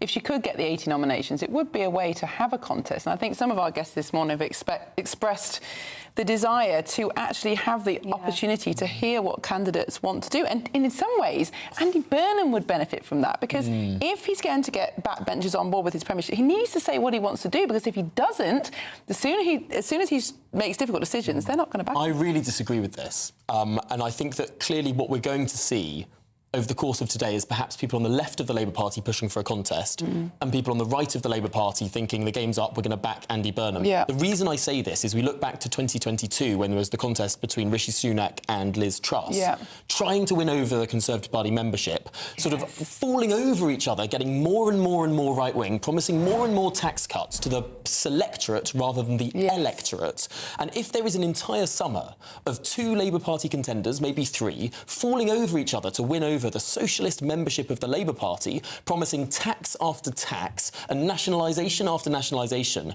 it will bind the hands of whoever wins. In order to win, Tom, they'll have to be more left-wing. I completely understand that, but also the coronation of a man who manufactured a by-election, becoming Prime Minister with absolutely no contest, it makes me feel sick. I think it's absolutely It's the lack of scrutiny that's the problem, isn't it? Well, yes, But I do take your point. They'll be trying to be as socialist as possible. I think the way to limit damage from a sort of centrist or centre-right perspective is for there to be no contest, is for Andy Burnham to have a free hand as possible, for him to be beholden to his constituents of Makerfield rather than the Labour Party membership. But I know which one might be closer to the country. But he hasn't been tested, Tom. I mean, he did an interview of Newsnight last week, I think, where he was asked what Rachel Reeves's fiscal rules were, and he didn't know what they were. He doesn't have a clue. He doesn't have a clue what he stands for. Which is why his selection for Chancellor is going to be really important. Is the reason Wes Streeting was the first MP to back him after his statement, the very, very first. Does that suggest that there's a deal being done with Wes Streeting? Could Wes Streeting become the next Chancellor? That would settle the markets, although it would be a big, big thing for Andy Burnham to offer that when he didn't necessarily have to. Seems to think that the biggest thing is stopping nationalism in his letter. Of course he made a point of that. He did a speech a few weeks ago, didn't he, where all he was talking about was nationalism, how that's the big fight of our times. Yeah, what about the economy? That might be nice. And where does this leave Ed Miliband? Because I thought he was up for Chancellor. Well, this is certainly he's been one of the closest people to Andy Burnham. Apparently talking to him every single day. He was up there in Makerfield a lot. The two are close. I would expect a big job from for Ed Miliband from Andy Burnham, but I think that we all need to look to the markets. Burnham knows that he has an exposed flank when it comes to investors, when it comes to the bond markets, and if he picks a big left-wing choice for Chancellor, expect government debt to shoot right up in terms of its cost. And I don't think we should discount as well the fact that Andy Burnham has been knocking on doors in Makerfield for 4 or 5 weeks and hearing the same message again and again and again. And I know, from personal experience, when you do have these intense periods of speaking to the electorate, it does really change your mind on issues, but that's what you're there to do. So it could be that over the last few weeks he has actually changed his mind about what's wrong with the country, what needs to happen, the kind of people who needs to be in power. This is a man who's been in politics for decades. Yeah, your mind if you genuinely speak to people, your mind does genuinely change. Although that's not necessarily in a positive direction. I mean, look at the flip-flops that happened. So, first he was against giving WASPy women extra money. Then, halfway through this campaign, after speaking to people, he was saying we should give tens of billions of pounds to WASPy women. We didn't quite say that. He said we shouldn't forget about them. He actually said we shouldn't forget about them, which, of course, is a different thing. And I think sometimes these things... isn't it? A bit slippery. It's been taken out of context, perhaps. But he's had and experience over the last 4 weeks, which you would expect as a human being to have some sort of impact on his politics. I think we shall see. Things can always get worse. A lot of people are celebrating Keir Starmer being gone, but is it actually for the best? Well, time will tell. Yes, we've got 3 hours of you coming up. Thank you very much, Sean and Emily. Furious. We're joined again by Christopher Hope, our political editor in Downing Street. Chris, I mean, we're just talking there about who's going to get what job, what deals have been done behind the scenes. What's your predictions? Well, one is I think Rachel Reeves, the Chancellor, goes, and it looks like Wes Streeting could be replacing her. Again, there could be all sorts of changes. Andy Burnham is not an MP as we sit here today. He becomes an MP when he's sworn at 2:30 this afternoon. So it's hard to know what he thinks. We do know he's close to Louise Haigh, of course. She resigned over those issue of when it emerged there was a conviction about her which hadn't been at least known publicly, and that's why she lost her job. She could become the Darren Jones figure, the Chief Secretary to the Prime Minister, for example. That might work out. Annalise Midgley, she could get a role too. But otherwise, apart from those two women MPs who ran the show for Andy Burnham winning in Makerfield, not a lot is known. We do know Shabana Mahmood stays on as Home Secretary. We heard Andy Burnham talk last week about HMO Britain, housing of multiple occupation Britain. That's where many migrants are now moving from these hotels into houses next door to people. Many of them are GBNews viewers and listeners, and many people are not happy about that. Andy Burnham appears to get that. He's from Makerfield MP now, of course. 95% a white seat, overwhelmingly voted Brexit back in 2016, but he won it as a Remainer. What does that mean? We are entering a period of uncertainty. It is extraordinary, frankly, that we can see Andy Burnham becoming maybe Prime Minister within 3.5 weeks, but that is politics today. But as we know, and for sure now, Sir Keir Starmer's days as the Prime Minister in the building behind me are rapidly seeping away like sand on a beach, like water on a beach. Oh, Christopher Hope, what a morning. And I imagine you're getting warm out there in Downing Street. Of course, the other main news of today, which we haven't really covered, is we are in for a massive heatwave coming. Yes, a red warning by the Met Office in the last couple of hours. But now we've got a little video from the Reform UK leader, Nigel Farage. Should we take a listen to what he's have to say? We at Reform demand a general election. After all, when the Conservatives were chopping and changing prime ministers, Labour kept saying there should be a general election. On that point, the Conservative Party say there's no need for a general election because they're part, frankly, of the Uniparty. It's as if the whole thing is a game. Do we really want another general election? We've had rather a lot of those recently. No, well, Annunziata and Matthew are back in the studio with us. Annunziata, he was making the point, Nigel Farage, there, that the Conservatives are not calling for a general election right now, whereas Reform UK is. What do you make of that? As a Conservative, I personally am, even if the leadership aren't. I think that the British public deserve a say and that the next government, the next Prime Minister, needs a mandate to run this country. A lot needs to be done. We're in a very bad state. A lot of changes need to be made, but they've got to be made with the consent of the British public, and you can only do that by having a general election. Do you think the Conservative leadership will be wary of the polls, which appears to show that Reform UK is still very much on top? I mean, I suspect, along with Reform and the Labour Party, they've got no candidates anywhere in the country. No one is prepared for a general election right now, and I don't think they would deny that. Most people, after 2 years, 23 months, this government has been in, would not be prepared for the next general election. All the parties, I think, are going to have to up their game in order to give democracy a voice.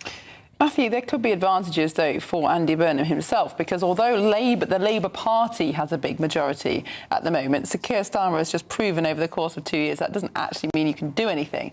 And if he were to call an election now, yes, he probably would lose 100 seats, that is for sure, but other left-wing parties might coalesce around him. We've already seen the Greens drop quite a lot in the polls, we're halved in the polls over recent months. This could be his only chance, actually, to win a general election if he goes now once he's got a bounce in the poll. Big risk, but could be a wise decision. Depends when that bounce comes. I mean, you know, he could look where he is at Christmas, he could look where he is next year. It's only going to go down if the last few years are any indication of what happens to people when they walk into number 10. That would be the assumption, I think would be a fair one. At the moment we see reform stagnating and struggling to get through by-elections. This will be leadership, you know, under new ownership, essentially, and a new direction. And I think if you allow that to bed in, there's potential to see a flip in the polls. It's a hard task. It's maybe wishful thinking. But I think, you know, I don't know, maybe like Annunciar, I was consistent under the Tories. I never thought it was a good idea to call for a general election. We were always going to win whenever it happened, the Labour Party, and I just thought let them get on with it. If they want to chop and change leaders, crack on. But, you know, the gift will be in Andy Burnham's hand as and when. And if he chooses to go early, which he may do, then he may do. I know the tactic at the moment is to go long and see what happens.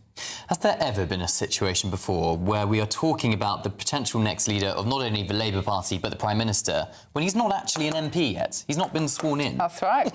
2:30 today, I think it will be the moment in Parliament. Probably not. What a sorry state of affairs, though, this country's got to when it comes to the political chaos. But I don't buy. There'll be a lot of talk of being ungovernable today. A lot of it has been in the gift of the leader's hands. If you look at David Cameron, he could have carried on for maybe another term. I know he ruled himself out of one, but it was his gamble to call for the referendum and therefore had to go.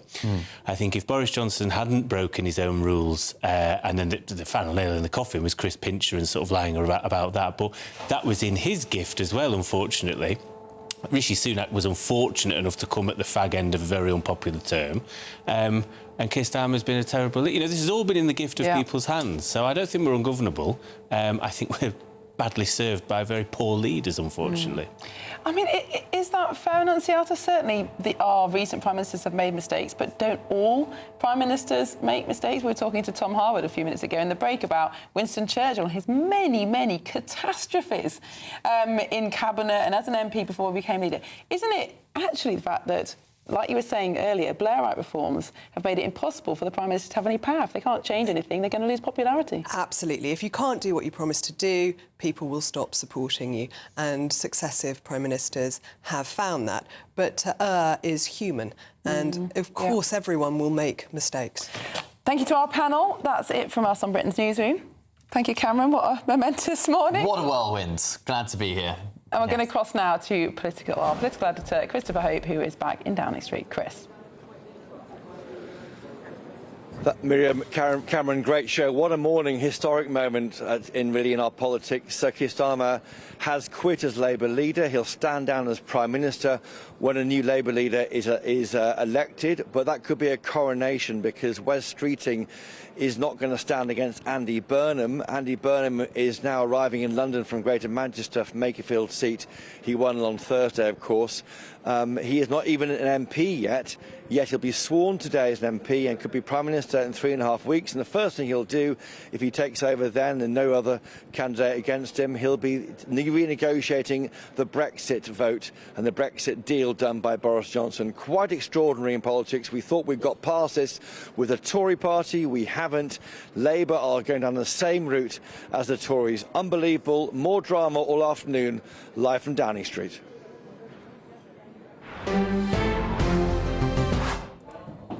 Good afternoon, Britain. It's now 12 o'clock on Monday, the 22nd of June. I'm Tom Harwood. And I'm Emily Carver. Every decision I've taken has been about putting the country I love first. That is why I will resign as leader of the Labour Party. The Prime Minister resigns today after less than 2 years in office. An emotional Keir Starmer holds back the tears. When I leave the biggest job in the country, I shall spend more time. But now Starmer has gone, what happens next? Being the best husband I can to my fantastic wife, Vic. Will a leadership contest actually mean a coronation for this man? Andy Burnham, not yet an MP. Yes. Potential leadership rival Wes Streeting, who had previously declared he would stand in any contest, has this morning sensationally backed Burnham, indicating the contest is already over. Meanwhile, the Reform Party leader Nigel Farage calls for a snap general election. What is going on here frankly, is reminiscent of a banana republic that has totally devalued the very process of general elections and democracy. I demand, we at Reform demand, a general election.